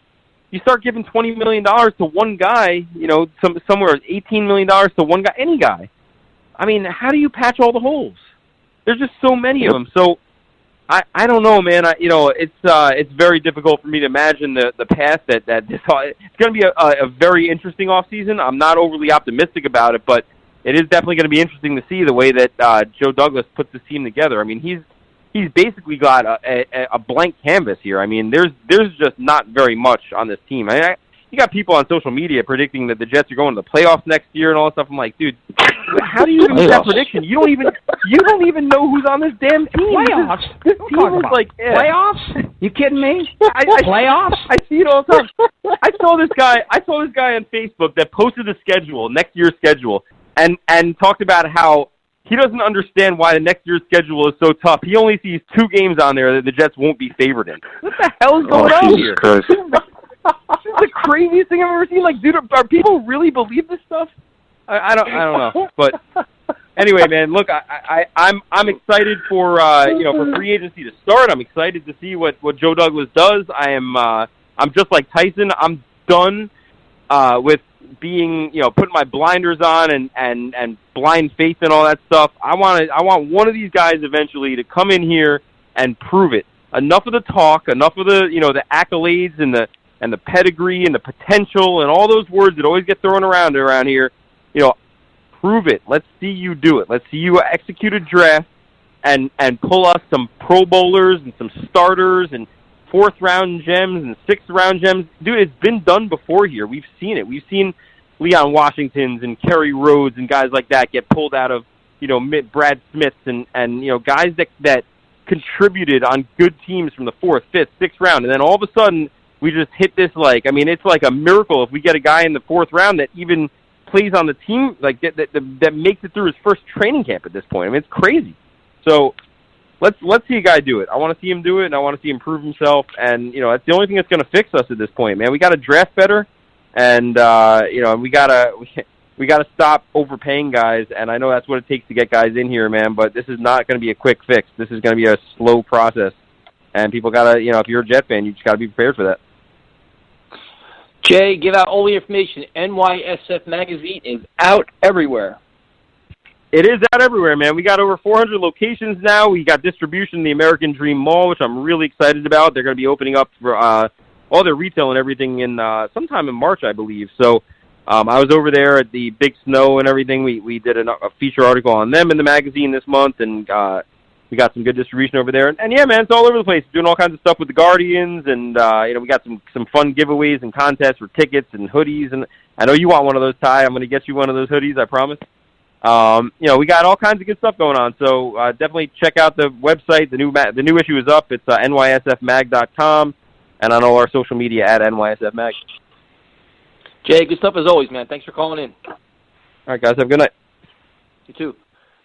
And due to our technical difficulties, I forgot to mention this earlier, but shout out to my good friend Corey Anderson is fighting Saturday night against John Blockowitz. An enormous fight for him in UFC. He wins this, he's getting a title shot. So, enormous fight for Corey Anderson. I wrote about him in the latest NYSF magazine, but a really good dude. I mean, I know you know who he is too, but he's a phenomenal dude, all about hard work ethic, high character guy. Could be a motivational speaker when his career's over. He's a very inspiring, motivated person. So, nothing but the best of luck to him on Saturday night. Really huge fight for him. So, yeah, nothing but the best luck to him. I forgot to say that. Yeah, nothing but the best luck to him. Hope he, gets the finish that he needs so he can continue to move forward. And also shout out to Jay, man. What a heck of a call. Great caller. Love speaking to him as well. Yeah, callers are on fire tonight. We're going to go to Greg in St. Louis. Greg, what's up, man? Yo, Greg. Hello, what's up? How you doing, man? What's up, how y'all doing? Pretty good, man. Just talking some football here in a very, very boring time of year where there's not a lot of news, so we're trying to create some stories. So what are your thoughts on this whole Jamal Adams thing? Man, pay Jamal. Pay him right now. There's no reason to wait, because the longer you wait, the cap is increasing right now. So the longer you wait, his contract is only going to go up, and it's going to take more of the cap space up. So pay the man right now. You know what kind of player he is. You know the kind of energy he brings. You see what it looks like when he's not there. Why not pay him? I feel like this whole thing, I feel like the whole issue with the Jets is coaching. I feel like it all starts with the ownership, and works its way down. And personally for me, I feel like you say we have like a whole lot of holes, but honestly, in my mind, I don't feel like we have that many holes. I feel like the holes on the offensive line, I feel like we need 2 cornerbacks, and I feel like we need an edge rusher. And I feel like after that, we can compete for the playoffs. That's a lot. Compete for the Super Bowl. That's a lot of holes. Hold on, Greg. Hold on. That's a lot of holes right there. Only the offensive line, only corners, only a pass rush. But look. Did you forget wide receiver as well? We got wide receiver too. And outside linebacker? Was it like 2 years ago when the Indianapolis Colts, they just drafted like straight offensive linemen the whole draft, and their offensive line was fixed after that? Like, that can happen. Yeah. You know what I mean?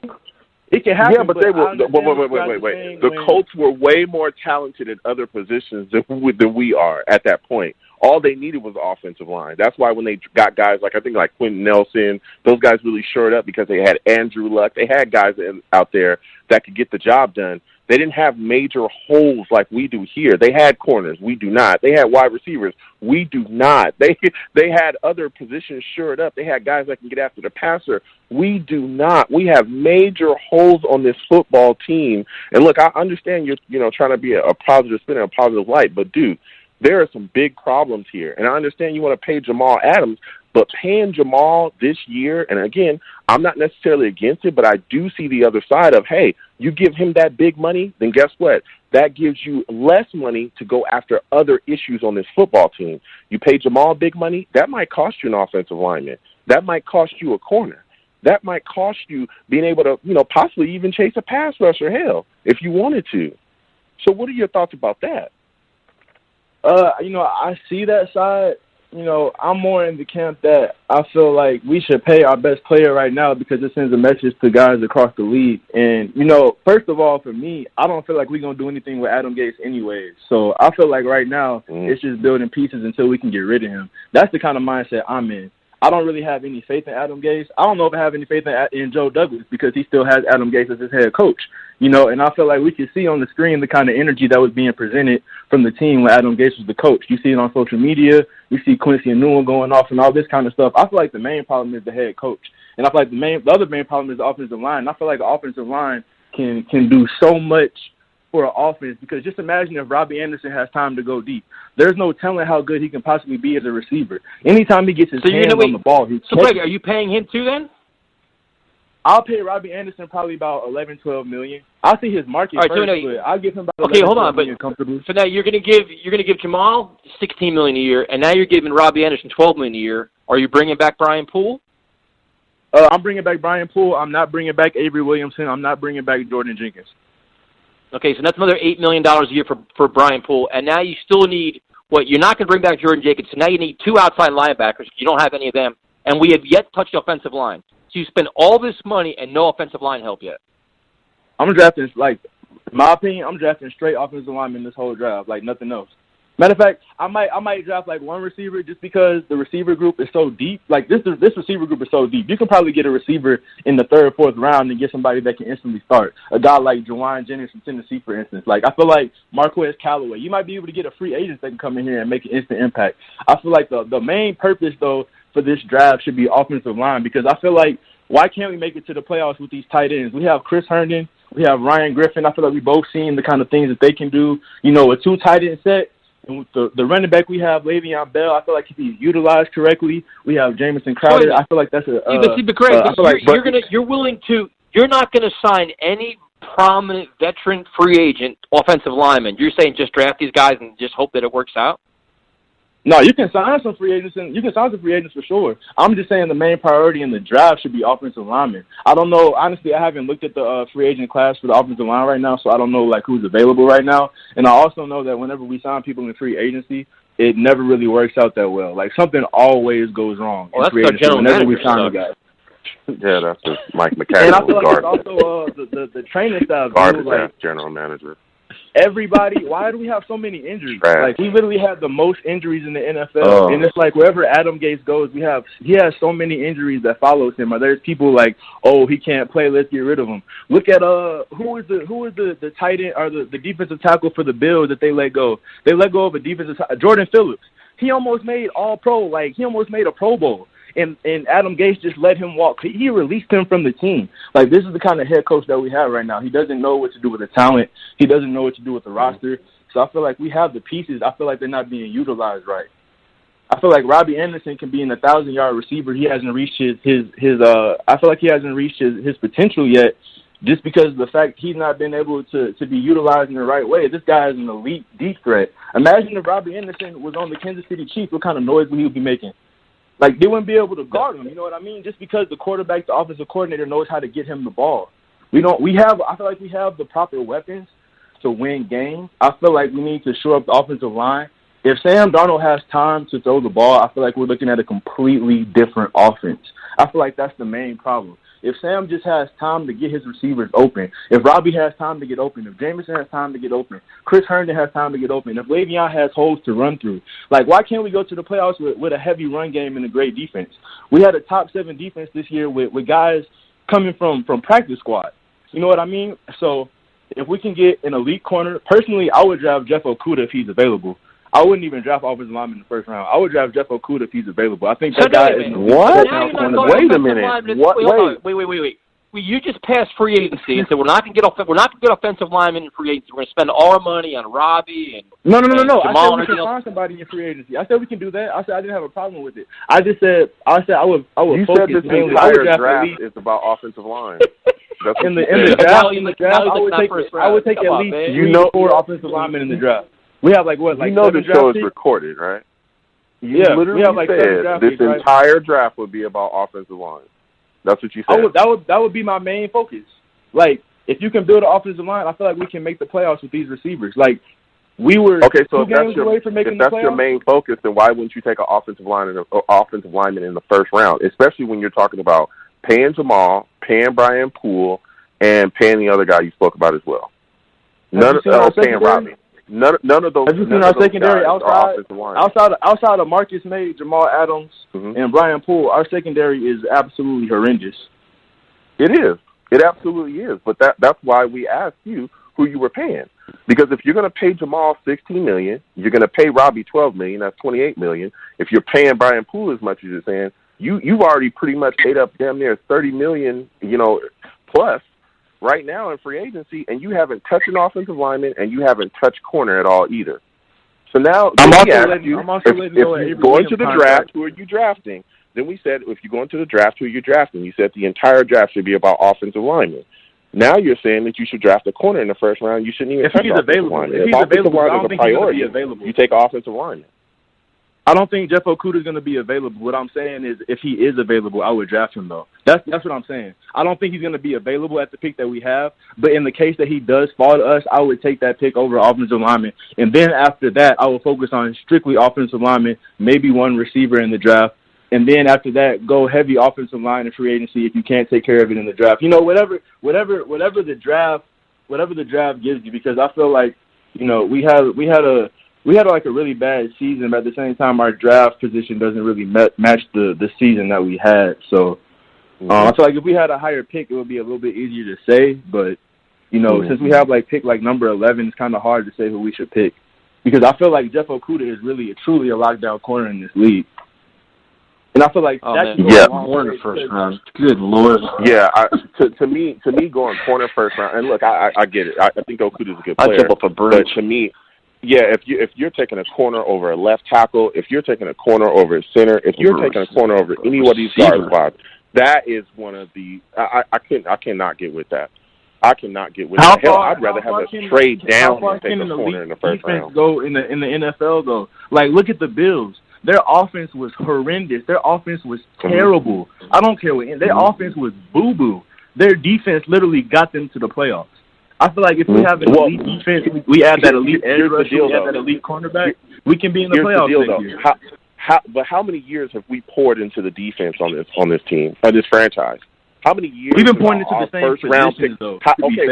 But how many years have we poured into the defense? We don't need to do that. This is an offensively driven league. Are you telling me that you watched this entire year, this entire season, and you're telling me we don't need a left tackle?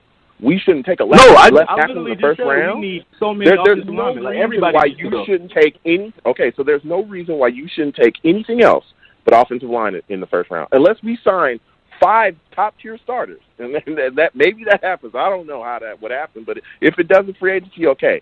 But unless you do that, there is no reason why we shouldn't take offensive line in the first round. If you're watching any game this season, we got beat by 3-man fronts from the Dolphins.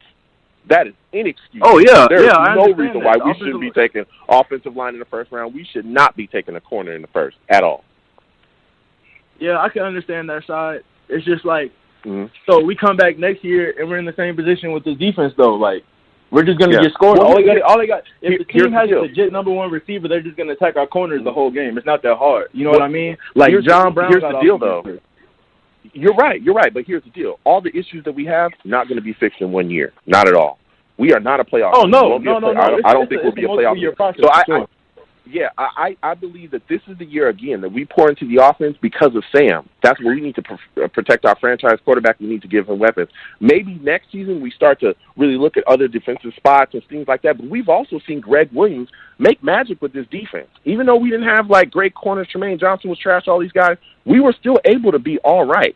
So I don't think we have to go out and, again, draft a corner in the first round. I don't think we have to do that. We give him some tools here and there. He'll be okay. We need to pour our resources into this offense, and that's why I'm saying, again, I'll keep pounding the table for that, just like I do every damn year. We need to take an offensive lineman in the first round, period. So who do you think that we should draft in the draft when it comes to linemen? Who do you think we should go after in free agency? Like, how do you think we should like divvy that up? Like, how many picks, if it were you, how many picks would you like give to the offensive line in the draft, and how many would you look at to sign in free agency? You know, if you had to choose. I'm looking. Okay, and that's a great question. I'm looking for 2 in free agency. My 2 top ones, the ones I covet the most, and I've said this again, is Brandon Sheriff and Jack Conklin. Those are the 2 guys I want. Then maybe there's some lower tier guys also as well, but I'm waiting to see how more guys shake out in free agency, because there's still some names that are coming out as well. So maybe those guys will hit the market, but I'll wait to announce them. But Brandon Sheriff and Jack Conklin is who I want, period. And I know we're going to have to pay them a lot of money. I get the Jets tax, but those are 2 guys that I think can shore up the spots that we need. And I think in the draft, it's at least 2 to 3 offensive linemen, period. And they might be the first 3 picks might be offensive linemen, but we need to make sure that gets shored up. For sure. Yeah, I definitely agree with that. I just, personally, in my opinion, you know, I just feel like we can shore. I feel like at least one of the things that we need to take care of can be taken care of and should be taken care of this offseason. I feel like the offensive line is definitely that. And personally, I want to see like a whole new offensive line. Like all 5 of them need to go. Jonathan Harris can come back as like a backup, you know what I mean? But other than that, them dudes is getting whooped. And I'm just in the camp that, you know, I feel like that defense is ready to take a whole nother step next season. You know, I feel like Marcus May is on the verge of being a Pro Bowl type of player. I feel like Brian Poole has always been solid and slept on. And even Quentin Williams, like a lot of people gave Quentin so much flack this year. The guy was playing with a high ankle sprain, and if you watched him against some of the elite offensive linemen he played, he was whooping those guys some of those plays, and he's a rookie. You know, if you look at his trajectory at Alabama when he first started off, he really didn't play until his junior year. And then his junior year, he came on super, super strong. So sometimes you just got to look at that path to development, and everybody takes, you know, a different amount of time to develop. But I'm in the camp that I think Quentin Williams is going to come out next year and be a completely different player. So I just feel like I really feel like we can have an elite defense next year. You know, we get Yannick Ngakoue in free agency. I don't know how much money we should give him. Where is this money, Craig? We got. First of all, thank you for calling in, man. We got to let you go because we got a bunch of other callers on hold. But excellent call, man. We definitely appreciate you calling in. Yeah, go Jets. Yes, sir. Sorry, Joe. We had to move on because people on hold. But where's all this money coming from? Like first we got to give Jamal money, Robbie money, Brian Poole money, and now we want Yannick too. Like, dude, those four guys, we're gonna be signing like $1 million bargain basement players. We're getting guys from. Well, listen. First off, I want to thank Greg for calling in. I love speaking to him about the Jets. He's passionate. I'm passionate. I love having that discussion. But I disagree. If we're talking about signing all these guys and Ngakoue, I know a lot of fans have become enamored with him. Where is all that cash coming from? Especially when you have holes like we have on this football team. You can't expect to sign a top-tier corner, sign this guy, sign that guy, sign Robbie Anderson, give him $12 million, and then you sign Ngakoue, who's really aiming to be one of the highest-paid pass rushers ever. Like, what? We cannot do all that stuff. You can't do that. You can't do it. You got to make decisions here, and you're not going to be able to sign all these top-tier guys, plus address your offensive line, and then plus you can't do that. That money's not going to stretch that long. Hell, we got guys we need to re-sign. We need to be talking about that as well. Guys like Jordan Jenkins, guys like Poole, other guys as well, Neville Hewitt, Burgess, all those guys that are on, that are going to be out there as well. We need to make sure we bring those guys back because they played solidly for us. So, look, I get everyone's enamored with big-name free agents. I know people want to be immediately in the chase next year. You want to compete. You're tired of being on the outside, but we can't do that. You got to make sure you spend wisely this offseason. Yeah, we're not one player away. It's not like where you're on the precipice of the playoffs. Like, we get this guy, we're going to go 12-4. No. We have 20-something free agents, and we want to cut 5 or 6 more guys. You're looking at like 25 players you got to replace. Like, the money's going to go quick, and then it's like, we re-sign Jamal and Robbie and Jordan and Brian Poole. It's like, dude, we're not getting hometown discounts. There's going to be competition for a lot of these players, like a Robbie or all these offensive linemen. Like, you see some things where, like, a Thune could go for like $15, $16 million a year, or a Conklin. Like, that's a lot of money. And it's like, okay, you can justify spending it, but that money's going to come out of somewhere else. You pay $16 million for one guy, that means one of your other guys may not be coming back. So it's like these elite pass rushers, while they're ideal and great to have, I think they're a luxury at them, Joe. I think it's just not in our plans this year. If you can draft one at the second or third round, wonderful. I don't think but I just don't see it. To me, it's like we got to upgrade. We talked about it over and over. You got to look at receivers and offensive line, and then we got we talked about like kickers and punters and all this other nonsense. It's just, look, you got to watch how you spend it. I mean, even when he was talking about paying Robbie $12 million, this is a deep wide receiver class. He said that right after he paid talking about paying Robbie. This is a deep wide receiver class. Why would I pay Robbie then? Why would I pay Robbie $12 million when I could find a wide receiver in this draft that can do exactly what Robbie does for way less? Why would I do that? There's no reason for me to do that. We've got to be a lot smarter about how we're spending around here. We can't just shovel out cash because I'm telling you, we're going to run out of it real fast, and we're going to still have holes at some of the most premium positions in the league. It's still. So there's no need for us to do that. We're going to go to our good friend Tyrone. What's up, man? What's up, man? Welcome back. Oh, I'm happy to be back, man. I hope I didn't bore you tonight. I hope I didn't repeat myself too much. Where I get the show just sucks. I guess I'm the problem here. So I hope it's okay, Tyrone. I'm just surprised you were really nice to Steve tonight, bro. I know you were trying to, I was like, everyone was looking forward to the gunshots and fire. So Tyson was very nice tonight, man. Tyrone. We're classy. We're classy. I attacked him on Twitter for a day and a half, so I'm fine. Steve stood up. That's what happened. Steve stood up, and he stood up for himself. Yeah, when he stood hard. up, like I said, man, you can't stand up when the man is not there, bro. That's crazy. Like, that's, I mean, if you go pick a fight, make sure, at least make sure the guy is there when you're starting the fight. That's all I'm saying. But good show tonight as always, fellas. I just want to touch a few things. I think you guys made a great point with not paying Jamal right now, especially. And he would have to understand. You want to recruit players and bring players in. You know what I'm saying? You have to understand that. But they have to come to an agreement. Like, look, we're going to pay you next off season, but this season right here, we need to get players in. And I think offensive line is definitely going to be important. Retaining the players you want to bring back. But this whole off season is going to be really. We're going to see what Joe Douglas got because, bro, he has to hit this perfect. Everybody wants to sign players. We have $80 million. I mean, you can't cut the pie up in so many ways, man. We have so many holes to fill. But I'm hoping that these guys go offensive line. I'm hoping these guys definitely find a cornerback or two. I think this draft, I mean, we're going to have to hit on 4 or 5 players who are going to have to come in and really produce this year. You know what I'm saying? So, other than that, let's get it. Yeah. First off, Tyrone, I want to thank you for calling in, man. I love talking to you about this team. What do you say to the people that look at Jamal Adams and say, listen, he's a safety, not a premium position. Instead of thinking about signing this guy, the Jets should trade him. What are your thoughts on that? I mean, I'm gonna be honest with you, man. I'm not really on the big trade Jamal bandwagon. I think that at the end of the day, he doesn't play a premium position, but he plays a position of leadership. He brings excitement, and he brings it. I mean, listen, man. Someone said, well, he didn't win any games. We didn't get any better with him. I mean, if we had some cornerbacks, we probably could have got better. I think our defense was good enough to, if they had the right pieces in there, we have a great defensive coach that we could have won some more games. I think definitely our defense is our strong point this year because our offense struggled. But you look at it, I mean, you can't win games. With a guy like that, you can't measure him. I mean, like I said, this guy is a once in a life generation type player. Why would you want to trade him for a first round and the third round? That makes no damn sense. I mean, you want to give him away because you can't figure out how to get players in or draft right. Oh yeah, I mean, listen, man, 2 first rounders, man. Listen, I probably would trade him. You know what I'm saying? I mean, just because of the fact that we need so much. You know what I'm saying? I understand that, but I mean, it has to weigh out. But if you can find a way to keep Jamal, then I would keep him. I mean, I think that a player like that is going to benefit you in the long run. You see, that's the whole point of it. Like, listen, Jamal's not the kind of guy that's going to hold out for the whole season.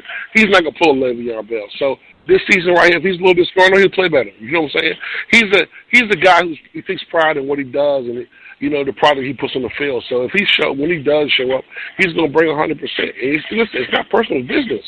You know what I'm saying? He's protecting his business just to protect theirs. If Joe doesn't go, I mean, he can demand all he wants to. Listen. He can trade works when we choose to trade you, not because you want to trade. You know what I'm saying? And I would be honest, if they're going to trade Jamal, trade him before the draft. Don't trade him after the draft. That makes no sense. You know what I'm saying? I don't want a draft pick for next year. I want a draft pick this year. We need some help that can help us this year. So if he demands a trade, like, okay, well, Jamal, you know what? You go home, and when you decide to come back, we'll see you. Open and welcome arms. I mean, that's just it. You know what I'm saying? So I think that we have control of the car. So, and I think the kind of play, he's not gonna miss the whole season. But nah, I'm not gonna trade you if I don't want to. I'm not gonna trade you for peanuts, man. Tyrone, what is your expectations out of free agency? Like every year we have these conversations, and once a guy gets released, everybody I guarantee you, when Sammy Watkins gets released, everybody wants him. Everybody wants these top level pass rushers and all this stuff. But if we're being truly realistic, and we look at that, we have 25 free agents, we have a lot of holes and a lot of needs. What's a realistic expectation for free agency? Like maybe one splash signing, which should be an offensive lineman, and then it's a lot of role players, and just hopefully we get a diamond in the rough in the draft, or like. Well, I mean, I think we got to temper our expectations a little bit. Tyson, I think you are absolutely correct. I think that, maybe 1 or 2 good offensive linemen. I think start there. I think try to retrain a few of the players that you want to bring back. I think definitely trying to find you a cornerback somewhere in free agency. And, it's 2 ways in free agency. So whatever we don't get in the first wave, let's try to get in the second wave. You know what I'm saying? But you need quality role players as well. I mean, we don't have enough. I mean, offensive line needs to be the most important thing. You don't know who's going to get cut or who's going to get released. I think that we go anything defense. I think you definitely go cornerback. I mean, everyone knows I want a pass rusher, but I don't think that, that's going to be in our near and dear future unless we hit on it. Now, I would like to bring in somebody like Beasley from Atlanta. We can get them for $7-8 million, you know what I'm saying? Bring a guy like that in because, he wants to change the scenery and see what happens. Somebody like that, down in the rough. I think that, but, offensive line needs to be our number one priority. And then decide if you want to bring Robbie back. And if you don't want to bring Robbie back, you need to come up with a plan. The draft is very deep in receivers, so you might find a receiver there too, but you're still going to have to find somebody else to help with that as well, so... but this whole season, I'm going to be honest with you, it's all about offensive line for me. I just think that you have to get players in because you can't, the caller who called earlier, I definitely understand what he was trying to say about drafting offensive linemen, but, bro, listen, we can't draft 5 offensive linemen. We have too many other holes to fill, you know what I'm saying? And, everybody wants these splash players, but, we need so much, you know what I'm saying? Like last year, I'm going to be honest with you, and you guys know this. I was so excited about last year's free agency. I really thought we turned the curve. I missed the whole point of, our offensive line was going to be that bad. I just did not expect that. And Joe was absolutely dead on the money, you know what I'm saying? He's been saying that all last year.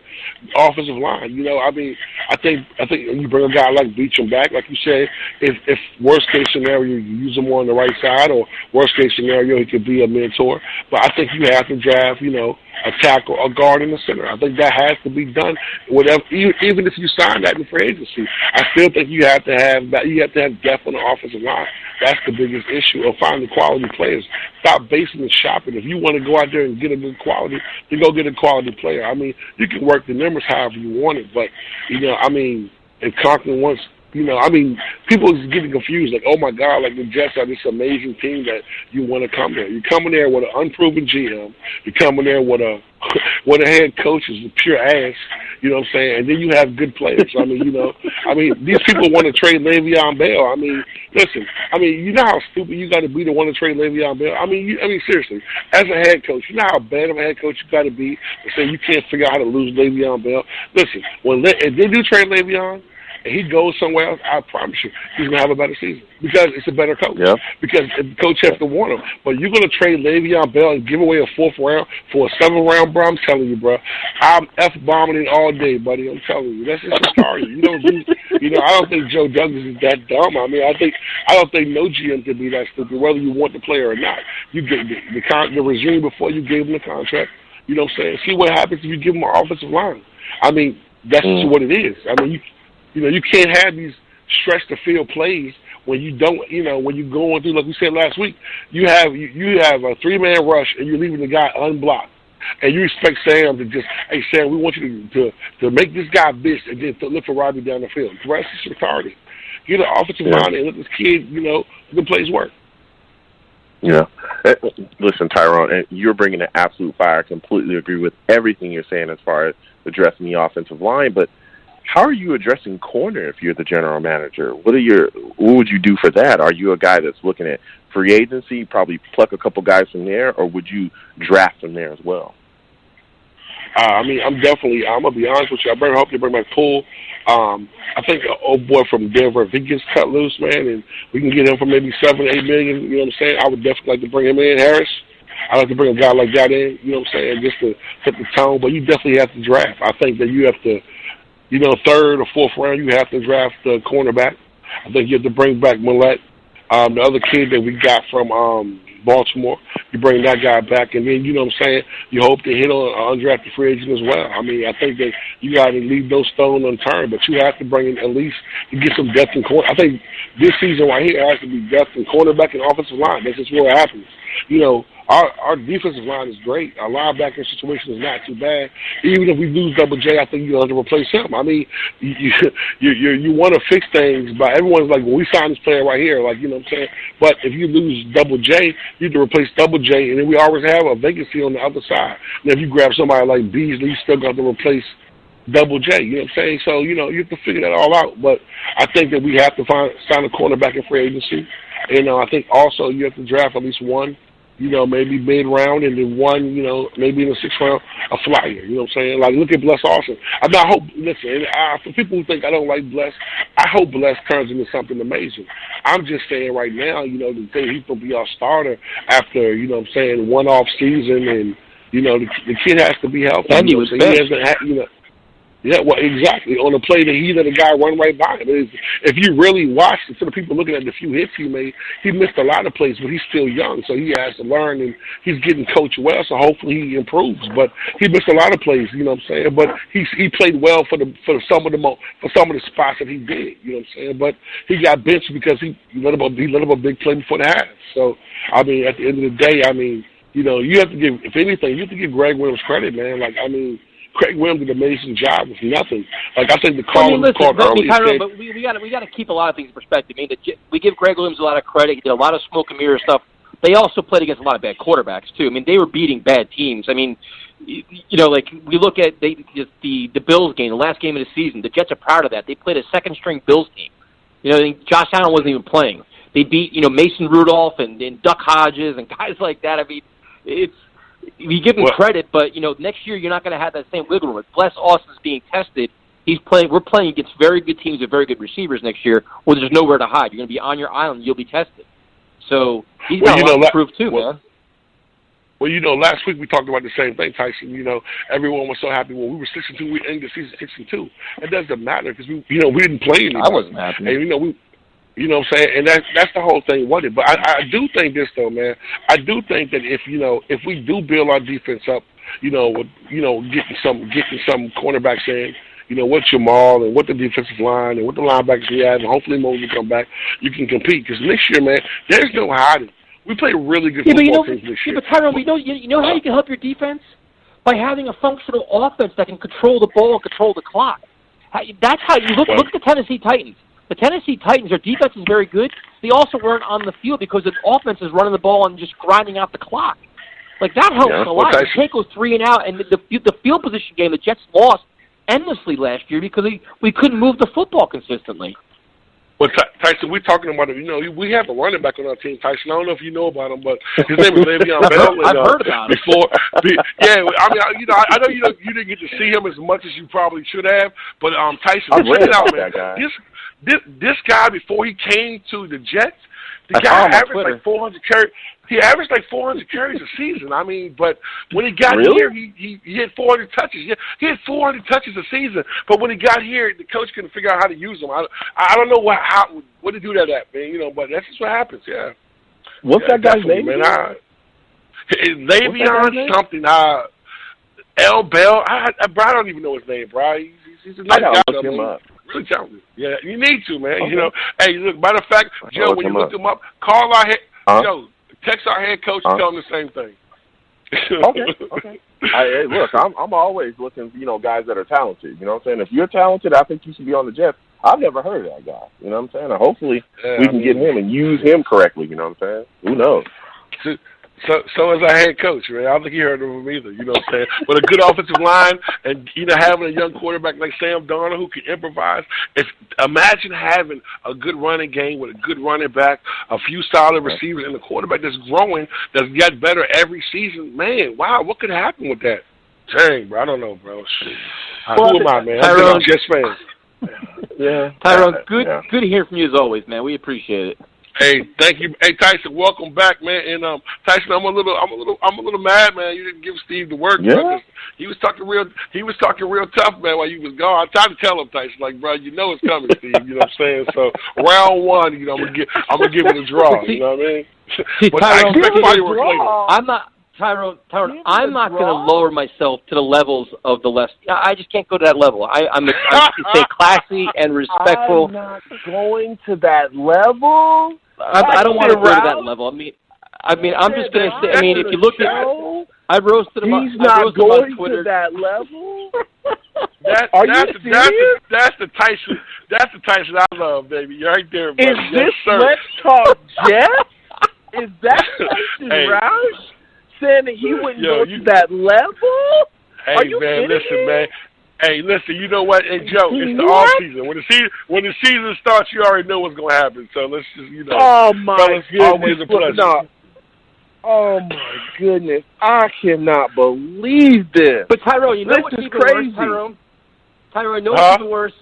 Steve was sitting there blistering me, and not Kevin or Joe stuck up for me. Neither one of them. I'm on an island by myself. You know what? Hey, that's Tyson, man. This is the way it is. I was there for you, Tyson. I tried to tell Steve, I was like, yo, Steve, man, you playing with fire, bro. Like, why are you doing this, man? Like Tyson, he really got bucked, too. He was like, yeah, man. I said, but Steve, he ain't here, bro. Like, how you going to talk? The man ain't here. Listen, wow, first off, I'm not going to that level. I cannot believe this. I'm not going to that level. Tyson Rouse 2020. Listen, first off, Steve was talking spicy. I will say that. He was very spicy. He got greasy. But he did stand when Tyson was on the show. He showed up and he stood. Not only did he stand when, last week, he stood this week, and then he threw it back. He started throwing back questions as well. Joe. And got with him. Joe. You know what I'm saying? So I thought it was fine. I did defend Tyson, though. I said, that's my guy. You know what I'm saying? I'm not going to agree with what you're saying, Steve, but I respect you for standing up. But Joe, Tyson was hitting with uppercuts tonight. Steve just didn't get it, so I understand. But fellas, I love you guys. Always a pleasure. Good night. You know what it is. All right, have a good one. Wow. I will not.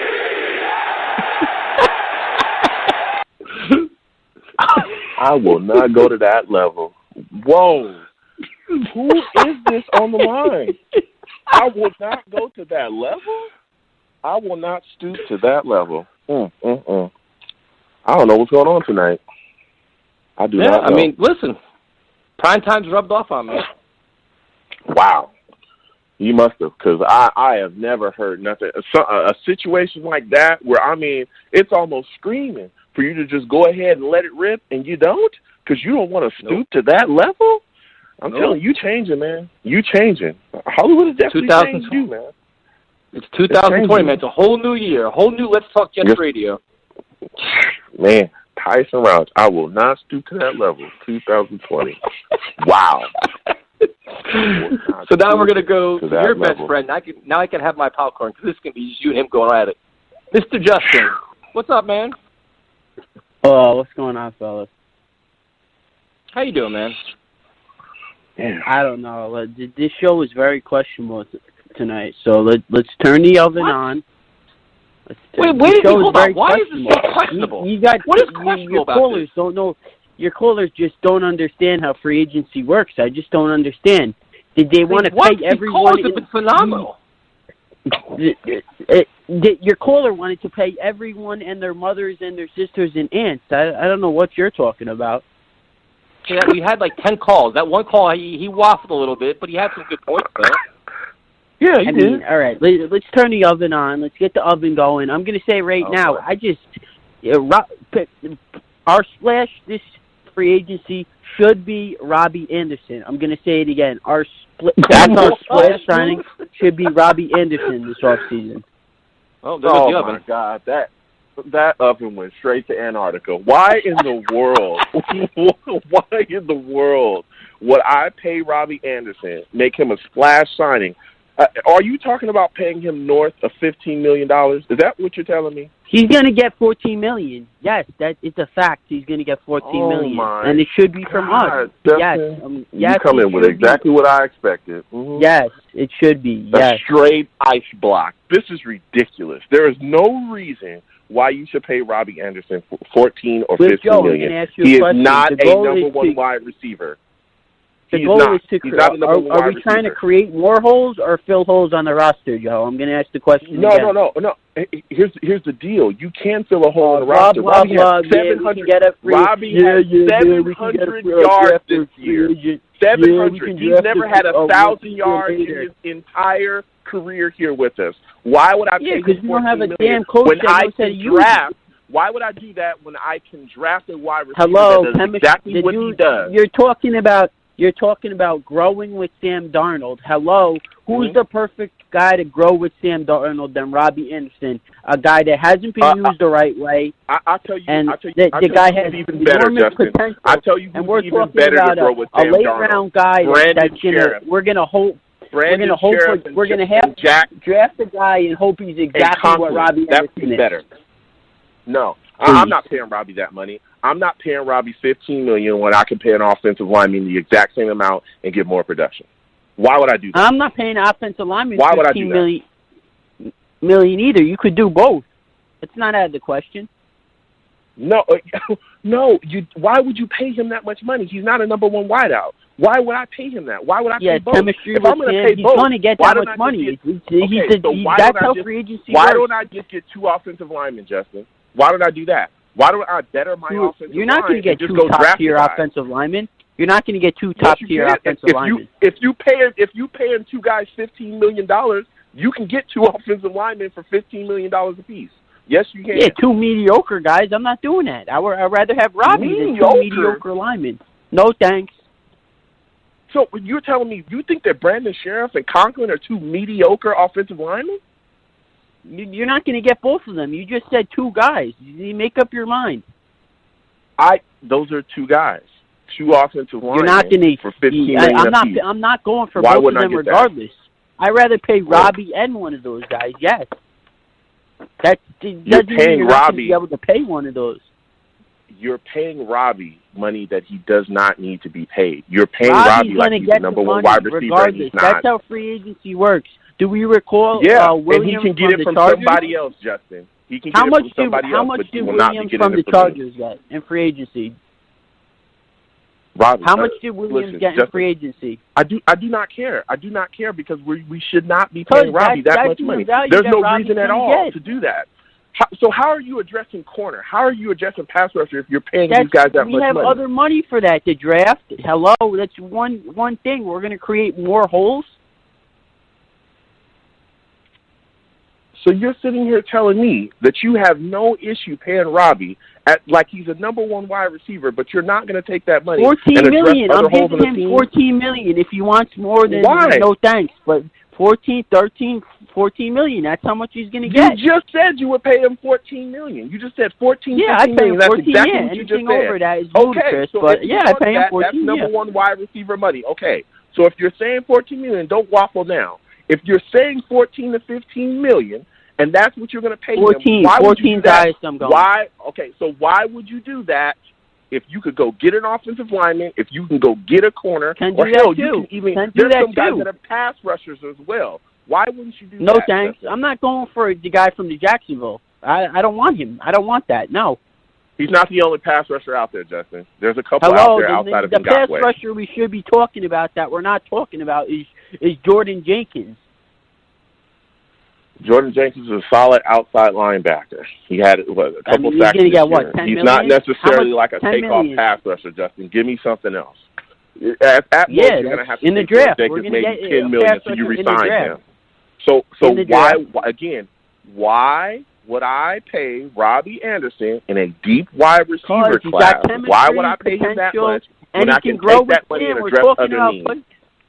Again, we're putting weapons around Sam, and he has chemistry with Sam. I think you're forgetting what this guy can do with Darnold. The stretch that he had last year, that couple games, all 700 Robbie was unguardable. I think we're forgetting what chemistry can do. Yeah, well, I think you're forgetting that he's useless unless you have an offensive lineman blocking for Sam. That's what I think you're forgetting. You can get that too. I think you're forgetting that there's no deep developing route because that's pretty much all Robbie can do unless you get offensive linemen that can stand in front. Lineman. One thing has nothing to do with the other. Yes, it does, because why would I pay Robbie $14 to $15 million when I can take that money and address other needs and draft a guy that's going to be way cheaper than Robbie to do exactly what he does and take that money and address other needs? Why would I do that? We're back to that. We have money. You don't seem to understand that, money. Dude. That's not the issue right now. Now we got money.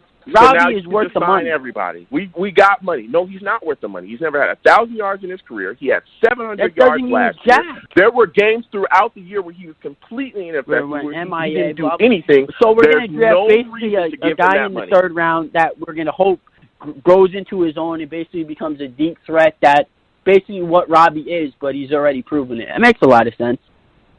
Yeah, it does make when we a lot have of already sense, holes on the roster that we don't know what we're going to have. Especially when you have massive holes elsewhere, especially when you don't have a number one corner, especially when you don't have a number two corner, especially when you don't have a pass rusher, again, that has and you don't have damn near any offensive lineman. That money has nothing to do with it.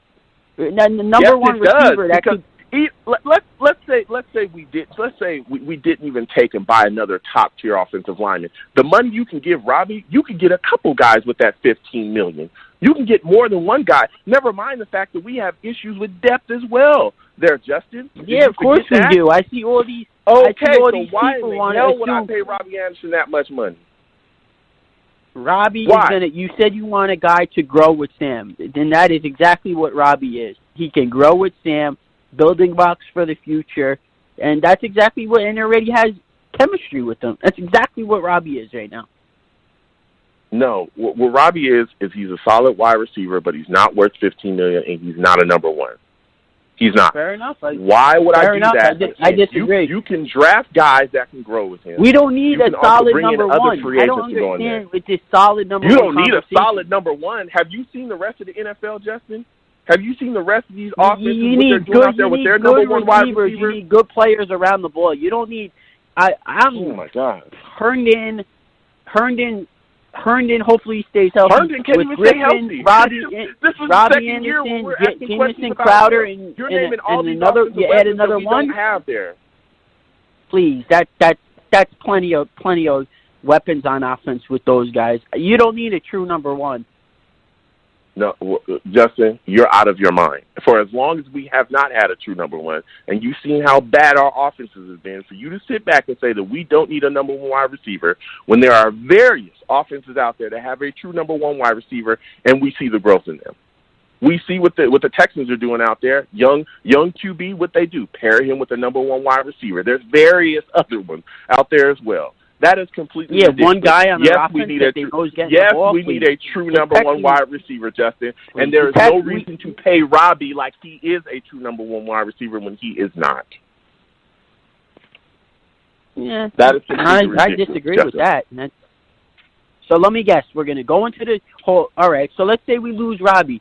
So we're going to go into free agency. We're going to get Omalua Sanders that's 31 years old. We're going to pay him that's old as hell, and he's going to be the deep threat for the future. No thanks.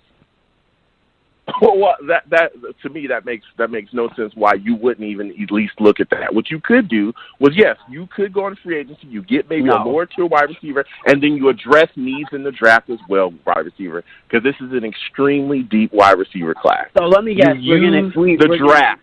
It's vital to our building there, Justin.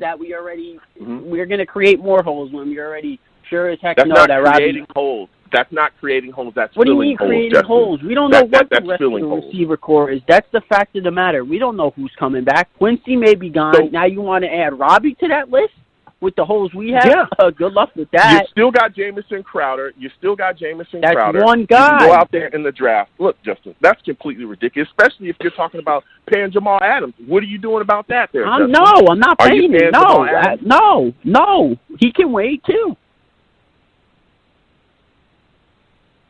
So he can wait to win. When are you paying him? Next year. What do you mean? Or we can and how much are you giving him, Justin? Obviously, he's going to be 15, 16, 17. He's going to be the highest no matter when it is. It's just a matter of time.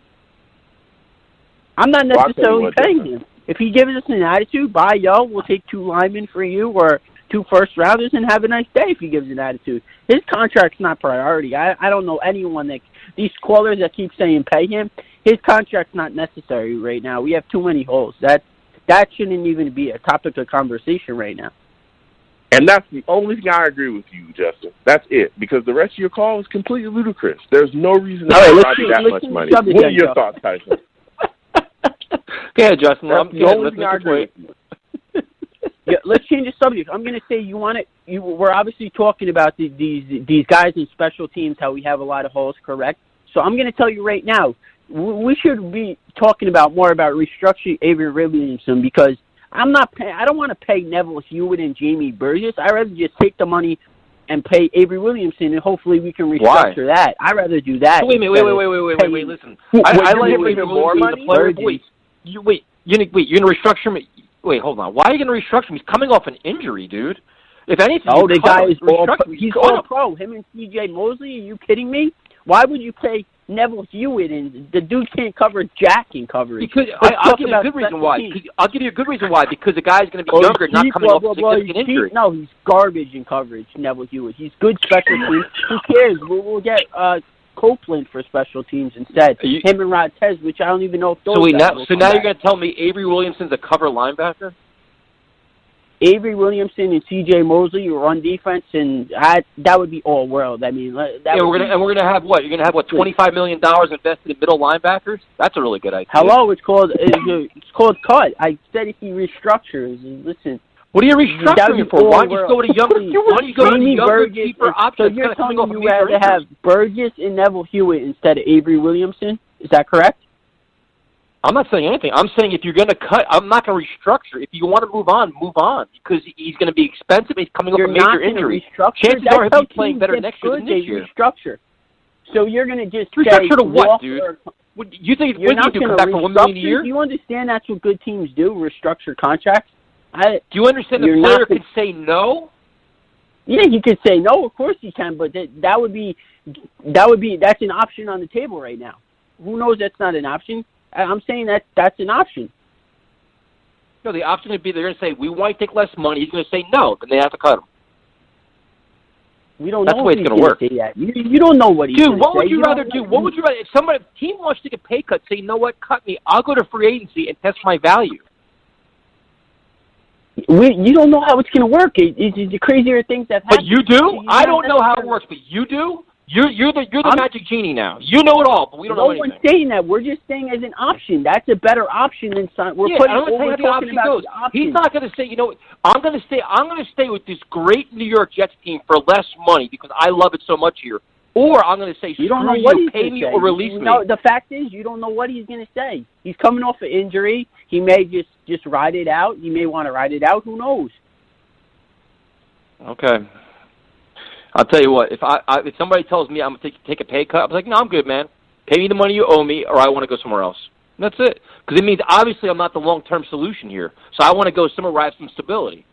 Especially when they tried to trade him last preseason, and they couldn't do it because he got friggin' hurt. So they obviously don't want him here, and he knows that. Yeah. Yeah, no, they didn't really try to shop him around much. That's not true. They did too. He got hurt. They were shopping him, and he got hurt. Therefore, they couldn't trade him. They're shopping Jamal Adams too. It doesn't matter. They're listening. That doesn't mean shopping. It's very hard to joke. Can you explain how it's hard to trade a guy if he's hurt? You know, Justin's on his own planet. To be honest, listen, if a guy is hurt, people are not going to trade for him, particularly if he had the injury that he had. Okay, it's going to be really, really tough. But I'll tell you what, I'm not a guy that is a fan of getting rid of Avery Williamson. I wouldn't restructure him because I don't think he's going to take the restructure. I think that we should just keep him at what he's at, which is not a ton of money. I think the issue that we have is we paid Mosley so much money. But the guy's an all-pro. He's solid. Just leave him with what he's making and keep it moving. That's what we should do. So you would keep Joe, you would keep him, and does that mean you're getting rid of Burgess and Neville Hewitt, correct? No, well, you can bring back Burgess and Neville Hewitt. It's not going to kill you. You're not keeping all three. Why of those, would you still have Copeland? You still have Copeland. Those guys only make like what, minimum 2 to 3 million per year. They they're backup guys. So it's not going to kill you to bring those guys back on $2 million, $3 million. But I don't see that happening. Year deal. That makes no sense. That's all three of those guys are not going to come. All four of those guys are not going to come back. I'd rather have Copeland over Neville Hewitt and Jamie Burgess. How do you feel about that? They play different positions. Why? Well, Once they talk about inside and outside, they play different positions. They all play special teams. It's not. Oh my God! What are we doing here? What is going on here? I don't understand what we're doing here. I mean, but Joe, the problem you have is if you cut Avery Williamson, you can save $6.5 million in cap space. That's a lot of cap space you can save. Yeah, but guess what? But if he comes back, again, if he comes back and he's healthy, though, you have all pro, so you can all pro. Usually the year after an injury like this, they're not fully back. It takes 2 years to come back. Hold on. We'll see how he comes back. That's not always for all players. Some players come back and they're pretty decently solid. So you'll see how he comes back. But if you do your checks and he's all good to go, and there's no reason to get rid of him, why get rid of him when you pair him with Mosley? Dude, that's also inside linebacker spot right there. Those guys are going to be they're going to be going crazy. If they would have been healthy this year, I think our linebacker core would have been one of the best in the league. At least our inside linebacker core would have been one of the best in the league. I mean, he's not a guy that's going to give you like supreme coverage. He's never been like a supreme cover inside linebacker, but he's decent out there. But in run, that run stop, dude, he's one of the best in the league. There's no reason to get rid of him. The run defense is good without him. But it'd be even better with him. So why get rid of him? And then also the issue that, again, we had a myriad of linebackers going in there left and right. There were some games where they did not play very well. We were getting cooked by guys. And I don't think that happens if Williamson is out there. That's a lot. $6.5 million I could spend somewhere else. Look, and I hear you. But for me, if he comes back and he can give me the production like he was giving before or close to it, I don't see why you get rid of him. I just don't. But I could see the other side of the coin, but I would not do it. Yeah, I think the writing's on the wall. I think they're trying to trade him, and it'd be interesting. I mean, usually coming off an injury, that kind of money, you could save that cap space. I don't know. I think he's out of here. But I mean, who knows? Justin's paying everybody. So who knows? Yeah, you give Robbie about $14, $15 million too. Oof. Yeah, just pay everybody. Justin, thanks for calling in, man. We appreciate it. Yeah, good. That just I don't. He always brings a different perspective, man. I'll go with that. It's always unique takes. Very, very unique. Yeah, very unique. I want to thank Justin for calling in. You know, we definitely go at it. He calls in. I don't know why. He's one of the only ones that really, raised my blood pressure a little bit. But it's always good to speak with him. And now you got Steve trying to defend Justin on Twitter, saying leave Justin alone. He's a good fan like me. So now Steve's everybody's bodyguard, apparently. Well, look, I respect Steve. He brought the fire tonight, but I just don't agree with Justin and his take on Robbie. I just don't see why you pay him that much money. I don't agree with it. Especially when he said Robbie was number one priority. Like, that's your number one priority. Exactly. All the holes we have, he's the priority? That's ridiculous. Now, Joe, I'm not sure how to handle this next call because this person decided to go on other podcasts first tonight. He's already called in other radio shows and was saying, thank you for having me on, thank you for having me on. And now he's calling into us. So now I guess we're like either the grand finale or last on his list. But I'm not sure if I'm insulted or disgusted or if I even want to take the phone call. What do you think? Well, hey, look, I respect him. I respect those other, shows as well. But his time here is his time now. So I would love to speak with him and see what he has to say about this team. Which means probably the things he's going to say to us he's already said, because that would kind of break Steve's rule of repeating, isn't it? I mean, he's probably already said his take. Come on, man. Why do you have to keep trying to bash Steve, man? You keep trying to bash Steve. I'm just saying, if we have a rule, we don't want to repeat and be boring. I'm sure what David's going to say right now, he's already said before, tonight. Man, he's probably building his brand, I guess. Let's see what he has. Let's see what he's bringing to the table. I know Primetime's against it. I could see it already, but I'll bring him on. But just, Dave, I hope you know that I'm bringing you on, but Primetime did not want to bring you on. He's very hostile about this. What's up, David? What's up, gentlemen? How would you exactly know what I talked about on said show, Tyson? I'm just wondering. I'm just assuming that your hot takes that you fired over there, you're going to try to bring over here, that me and Joe are going to roast you. That's my prediction. Oh, come on, man. You're going to roast. You mean you're going to try to roast me? Joe's just going to be the true man of the people. Yeah. Oh. You know I stand for the people, David. You know that. You know I stand for the people, and I'll be right there with you. No, yeah, Joe. Listen, you stand for the people, and Tyson sits there and plays his sound bites and writes his GIFs on Twitter. Ooh. I don't even do sound bites anymore. I don't even do sound bites. And I just expose people in their bad I'm not so sure about that. I don't even do sound bites anymore. Well, I got a lot to catch up on. I got a lot to catch up on. So let's talk some Jets. Let's hear your hot take. Let's hear your first hot take of the evening. Well, listen, I mean, this is a topic that I did not talk about tonight, but I've wanted to talk about, and that's the whole Avery Williamson thing. Now, look, I can understand I can understand how much money we'd save. It's $7 million, and it's a lot of money, and I can understand the possibility of bringing back Neville Hewitt and James Burgess for probably cheaper than what you're paying Avery Williamson now. But it's not exactly ideal to pay $25 million in linebackers either, but we advertise this linebacker corps to be one of the best linebacker corps in the league, like C.J. Mosley and Avery Williamson together. We never really got to see those guys together, and this is something that Joe was bringing on tremendously, was I want to see those two guys together. And you look at the schedule for next year, we're playing a lot of tough offenses next year. Like, we're not playing some of these bottom-feeding offenses, considering that some of them even torched our defense this year. We're playing offenses like the Chiefs.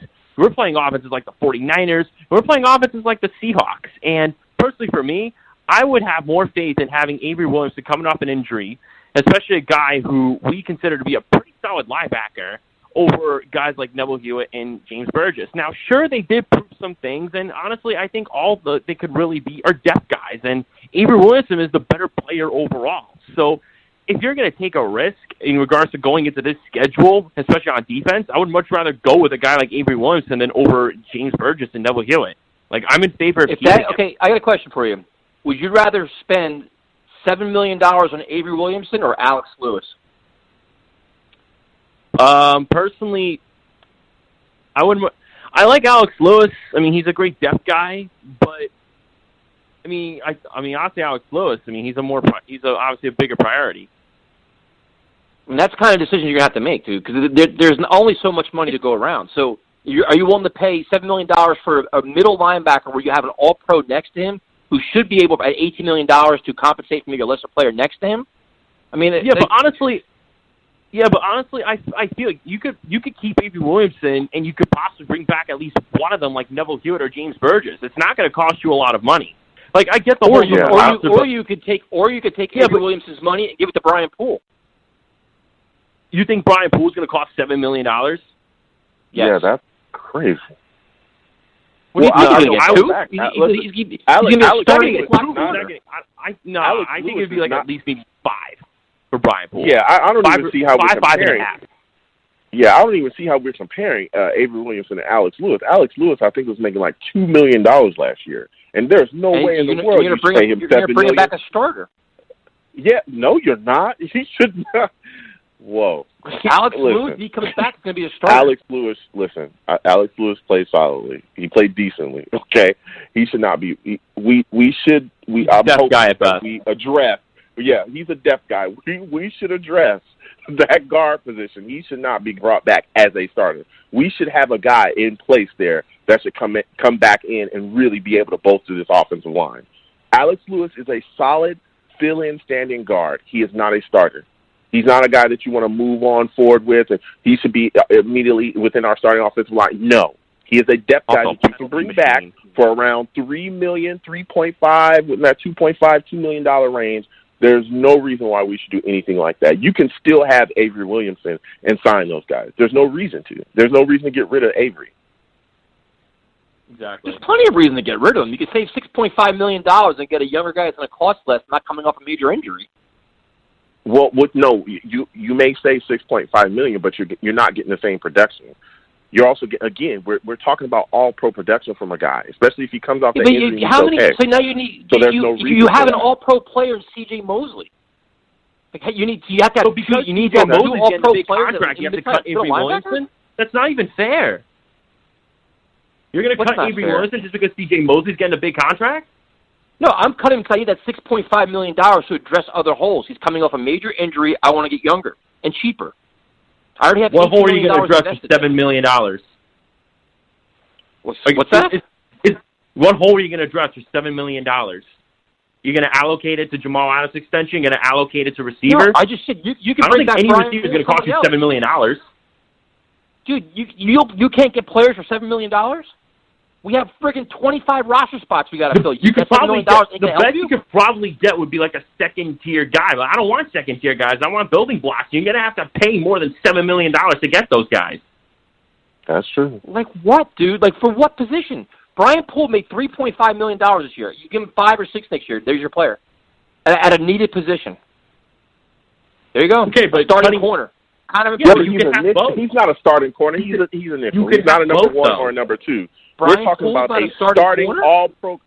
Dude, he's not a number one corner.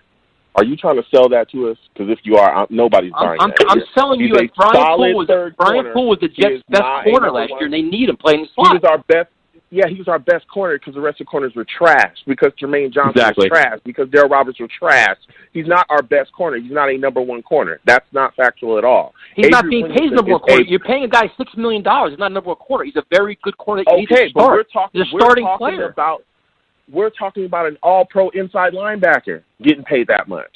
That's what we're talking about right now. We're talking about a guy that can come back. When paired with Mosley, we'd be one of the best inside linebacking corners in the league. Why would you get rid of him and create another hole? That doesn't make any sense at all. It's going to be fine. Just let the guy go. Hewitt and Burgess. He's better than Hewitt and Burgess. Exactly. He's a better player. You want all the depth you can. Like, you're going to go up against those tough offenses. I'm not relying on Neville Hewitt. I'm sorry. I have more faith in Avery Williamson coming off the injury than I have faith in Neville Hewitt and James Burgess combined.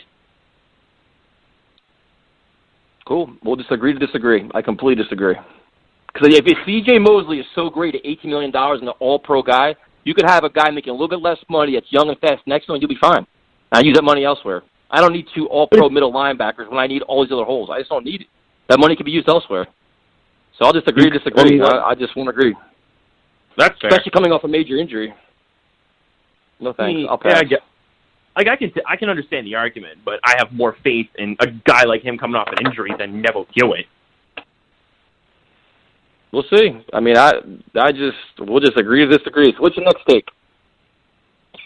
Well, kind of also want to talk about the offensive line a little bit, because this is obviously a crucial part that we need to address in the offseason. And for me, what the major position I'm addressing in the offensive line, I think, in free agency would be guard, because I think the market for a guard is less than for an offensive tackle.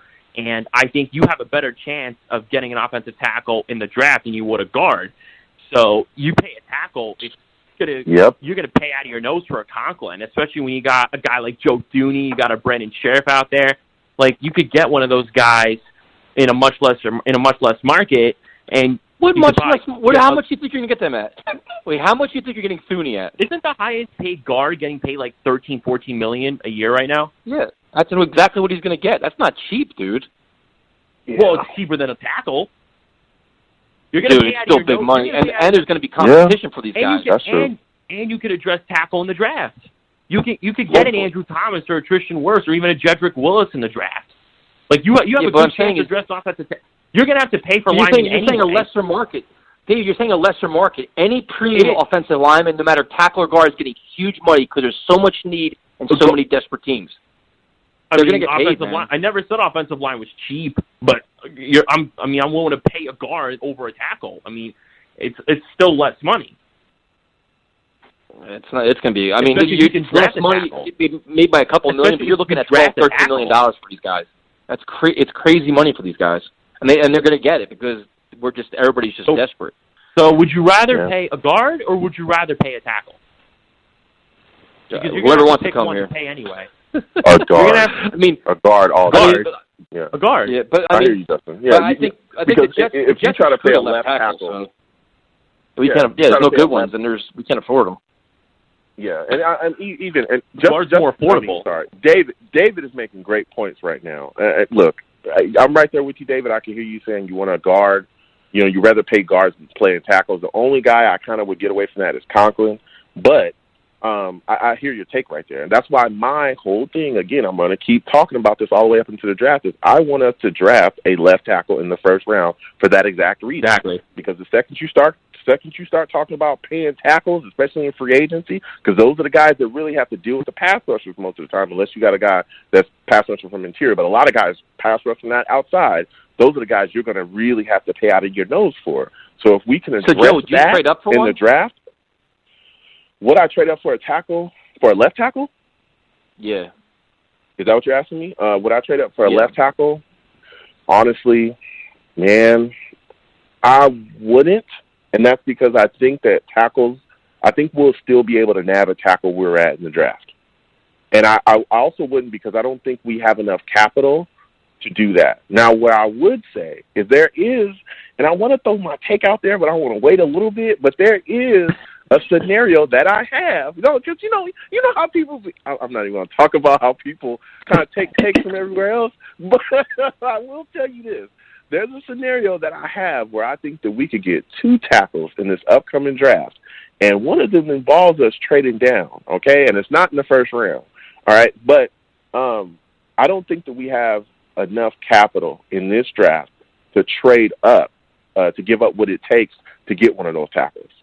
Because, man, I do think that, I just don't think that we have it. There's too many holes to fill on this team, too much stuff we got to do. If you're talking about moving up for a tackle or anything else, because there's some other guys on the board that could be sliding as well. I know there's teams out there looking for wide receivers too. It might cost you a second or a second plus to move up to where you might need, to really land one of those top tackles. So, no, we don't have the capital to do that. But again, I still think where we're at right now, we'd be all right. I think we'd still be able to land a tackle at least in the first round. No, absolutely. Especially since there's 3 that come to mind, like Tristan Wirfs, Andrew Thomas, and Jedrick Willis.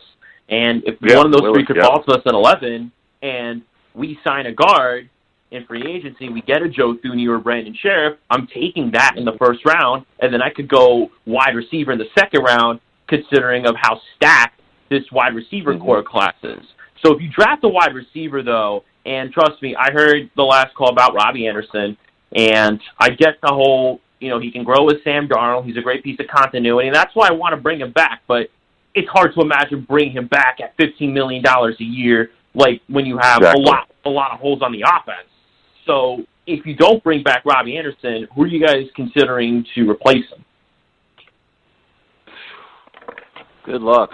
I mean, the problem you're going to have with him is the market is so thin, man. So it's you're going to have to count on your tight ends more. You have to count on your running backs more. And then, do they bring back Demaryius Thomas? He doesn't do anything for me. I'm not the biggest Emmanuel Sanders fan because Emmanuel Sanders is 33 years old. I know there was that article today saying bring him back, but what are you going to? The market is so thin. What are you paying these guys?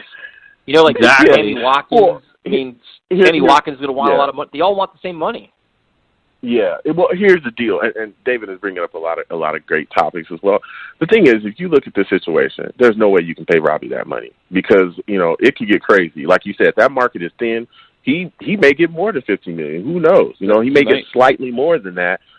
Going to these other teams are going to make an offer. I'm not even interested in that, especially due to the fact that, again, the guy's never had 1,000 yards. He's been pretty much a one-dimensional wide receiver with us. We can move on. The thing is, the draft is here. This is a very deep wide receiver class in this draft.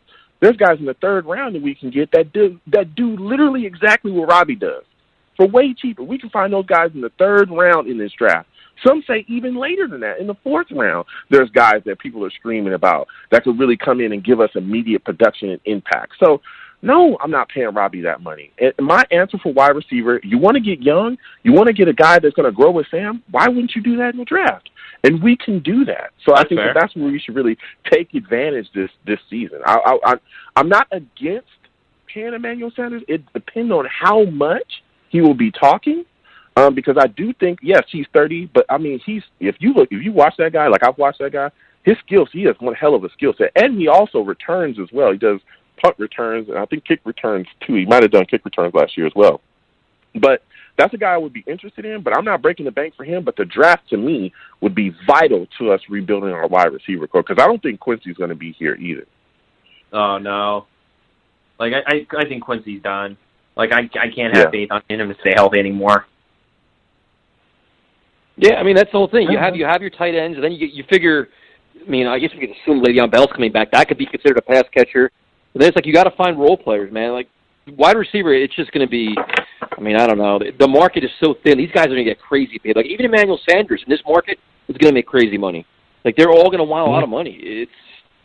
I'm not sure I pay him either. It's tough. What I could see happening is I could see Robbie maybe being one of the first guys they try to renegotiate with since he's already their product.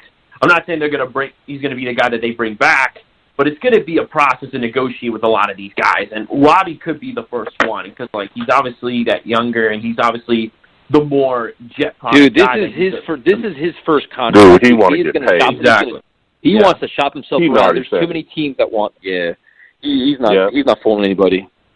Yeah, I remember him saying something. You know, it's about the money. Basically, I'm paraphrasing one of his tweets because he's made a couple tweets about how, you know, look, I like, you know, the idea of building a legacy, but it's all about the cash. You know what I'm saying? So he gonna want a boatload of it, and he's made it very clear. He said too.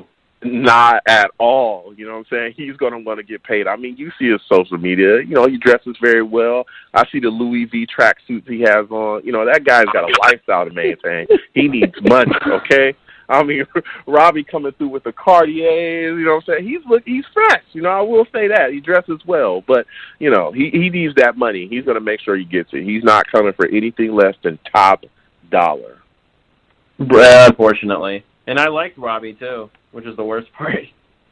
So you might have to kiss him goodbye. Yeah, I mean, what is your take on Jordan Jenkins? Like, I'm bringing him back, and to be honest, like, this could be a guy that I'm more confident in the Jets bringing back. I know he's going to test the open market like every free agent should, but you could definitely get him for cheaperish. Especially in this pass rusher market, he's definitely a great role player. He's continuing to grow as a player, and he could become a great leader. Why is he going to be cheap? I'm saying cheaperish. Like what? Give me a number. I'd say maybe about 8 to 10 million, like you guys were talking about last week. Oof, that's not cheap, man. I thought you were going to say like 3 or 4. 8 to 10 million. Well, he's not an elite pass rusher. He's not a real. He's not an elite pass rusher. I mean, you're paying $10 million for a guy that sets the edge and will give you like 7 or 8 sacks every year. That's what you're paying for. I think he's still growing as a player, and I think you can make the case it could be one of Mike McCagnon's rare steals. I mean, I'm bringing him back probably for about $8 million a year, hopefully maybe even 7 if he will be willing to go lower. But he's a guy that I'm bringing back, and he's a great role player to have. Yeah, it's an interesting guy because, like I said, this market can be weird, man. It's like he's going to shop himself, and like I said, you could make a good case. He got better every year. His sack numbers went up every year. High character guy, good leader and stuff. It's going to be interesting, man. David, give out all your information, man. Well, I mean, first off, it's always great talking Jets with you guys. You could definitely subscribe to my YouTube channel. I am Gangrene David on YouTube. The videos will be coming back. I've just been incredibly busy with school, swimming, and just life, and things will start to slow down in the next couple of weeks. So once that slows down, I'll be posting videos about free agency and the draft. I'm also actually now doing a weekly segment with a couple of other content creators, so you can definitely check that out, called the Talking Jets Panel. And you guys can follow me on Twitter at GangreneDavid1. You can follow me on Instagram at Gangrene_David. And it's always awesome talking Jets with you guys, you know. And, you know, if you guys want to talk Jets with me, you guys can follow me, reach out to me, and I'll of course, talk to you guys. I love talking to all followers and subscribers. So, you know, you guys are the best. And I have one more, David. I got a question for you. What are your thoughts about Steve being Gangrene Steve? Does that bother you at all? Is that a controversy to you? I mean, it's kind of funny because I didn't notice that until Robbie Jersey tweeted that, and then I looked at his handle and I'm like, where did he get that tag from? Like, is he trying to steal Gangrene? Is he trying to steal that from me? Like, come on, you're ruining your Steve. brand, man. Come on, Steve. You got to be better than that, man. It's okay. I mean, have a good night, man. Come on, man. Have a good night. We just banging on the whole tonight. Like, the whole key to the show is listen. There's a lot of controversy out in Twitter land. I just observe these things and want to share them with the listeners. Like I see that we have Gangrene David. He's been on this show for years, and all of a sudden now we have Gangrene Steve. All of a sudden he's just tweeting everybody, attacking people. That's just it's a brand that David created. I'm just worried about his brand. Man, listen, first off, shout out to David. Called in, brought the fire tonight. Hope to hear from him, you know, in the coming shows as well. I love listening to him, you know, talk about the Jets and going back and forth with him. Come on, man. Steve's just out here doing his thing. You know, so there's a lot of people that call themselves Gangrene. I know David is one of the main ones. But I'm sure that Steve didn't just take that from him. He just was thinking, hey, threw it up there, and he's doing his thing. But Steve is, he's out here, man. He's a good dude. Called in, brought the fire tonight. You know what I'm saying? He just continues to stand. I just think you want to get at him, man. I think you just want to pick at Steve because you want to try to destroy that man. No, David was very upset, and I was trying to foster a relationship and make sure they're okay. Foster a relationship. You were trying to foster some hatred, trying to brew up, as usual, old Rouse brewing in the background, trying to just get something started, you know what I'm saying? But, they should be able to hash that out, man. Everything is good. They're good friends. They're good people. Steve was just trying to throw some stuff out there, man. Just trying to get creative with his handle. It wasn't really creative. He just copied it. I mean, he's kind of like some fraud stuff there, but... Wow. Now he's a fraud. You know what I'm saying? Listen, every one of our listeners, I know that they must see what I'm seeing on a weekly basis here. You're always going after people, man, and you try to do it in the slickest and slightest ways that you can. Even tonight, I'm not going to stoop down to your level. That's crazy. I'm not. I mean, everybody's you said he was being creative. How's that creative? He copied the name. It's not really creative. It's just fraud. He was just trying something, man. That's all he was doing. He was just trying something, seeing if it would work out, seeing if it would be a fit for him, man. He wasn't trying to copy anybody. He was just trying to get himself out there, man. Shout out to Steve, man. All the hate that comes his way, he just deflects it, and he keeps pushing forward. You know what I'm saying? Like I said, tonight he stood. He was right there for the taking, Tyson. He was right there. Nope. You know what I'm saying? And he stood his ground with you, and he won tonight. He won. He did. Shout out to Steve. And shout out the to only the rest reason of the why people as well. he won is I'll they continue let to him stand win. for you. Well, why'd you let him? Because it's a new year, man. It's no need. No need. Valentine's Day is Friday. No need to get mad, man. It's all the time of love. This is a happy time of year. It's Valentine's Day coming up. Can't be mad at nobody. Yeah. I hope none of the listeners, none of the callers are being fooled by this acting job that you're putting together. It's disgusting. We know who you truly are, my friend, and you are not this, I'm loving everybody. I don't want to stoop down to your level. Happy Valentine's Day, everybody. You're not that guy. You know what I'm saying? You're the guy that's ready to throw everybody under the bus. You're the guy that is absolutely ready to destroy people. That's a fact, and that's why I stand for the people, because I got to protect them from you, man. I've got to. No, I'm just trying to do a show here, mind my own business, and talk some football. That's it. Right. Happy Valentine's Day, everybody. Yeah, right. Yeah, right. Yeah, we see right through that, buddy. Not fooling anybody over here. All right, as we wrap things up, make sure you follow us on YouTube, Let's Talk Jets Radio. Check out our new channel, Let's Talk Mental Health, something that's pretty important to both of us. We're trying to raise a lot of awareness there. Instagram and Twitter @TalkJetsRadio. We're all over the place. iTunes, Spreaker, SoundCloud, Google Play, Apple Play, or whatever the hell it's called, Podbean, all the other stuff. We appreciate all the support and listens. Shout out to Corey Anderson Saturday night. Can't wait for that fight. And Joe, it is your time to shine. We did a 3-hour show. How the hell did that happen? Listen, man, a lot of stuff to say. People are excited, but look, I'm the man of the people. I'm here for the people. Let me shamelessly promote our Facebook page.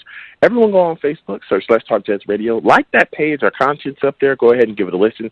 Message us. We'll message you right back. We love going back and forth with folks about this football team. Also, leave us some feedback. We love hearing about what you folks think we do here on Let's Talk Jets Radio. I'm also on Twitter as well @YoungJ000. That's 3 zeros. Go ahead and follow me. I'll follow you right back. You want to troll me? No issues. I'm the troll that lives under the bridge, and I will troll you right back. I will have my Darnold jersey on, all right? So go ahead and follow me. We'll go back and forth. I'm also on YouTube as well @YoungJ00. That's 2 zeros on YouTube, 3 on Twitter. I do videos about the Jets. I'll continue that through the offseason. So go ahead and subscribe to my content on there as well. You want to troll me on there as well? No issues. I will troll you right back on there as well, okay? So again, subscribe to my content, and we can go back and forth. And as always, people, when you see me in person, okay, it is arms out. Wow. Wow, you come right back, and you're right back to the nonsense, huh? Just no days off for you, huh? Just follows you wherever you go. That was prime time. I didn't do that. That was prime time this time. No, but, you know what? I need to talk to prime time, too, because whatever got into him, you know what I'm saying? You're rubbing off on that guy. You know what I'm saying? You're influencing him for this negativity and nonsense. And I didn't think I'd have to deal with two of you. Now I think I do. You know, I'm hoping that he breaks out of that. You know, prime time, you're better than that. You are much, much better than that. And it's sad you stoop down to that level, okay? But I forgive you because I know, you got influence. But you, Tyson, you've been this way for years. And you know what? Steve is not putting up with it anymore. David broke out of it as well. He's not putting up with it anymore. Nobody's putting up with it. Nobody's going to believe you're alive. Everyone knows I stand for the people. I love the people. The hugs are free. So listen, when you see me in person, it is arms out, chest open, free hugs for everyone, okay? They will cost you absolutely nothing. Do not believe the hater that is Tyson Roush, all right? I want to thank you folks for listening and calling in. Without you people, we are absolutely nothing. Thank you for taking the time out of your day, again, to listen and call in. You folks are the best. Happy Valentine's Day, everybody, and we'll talk to you next Tuesday.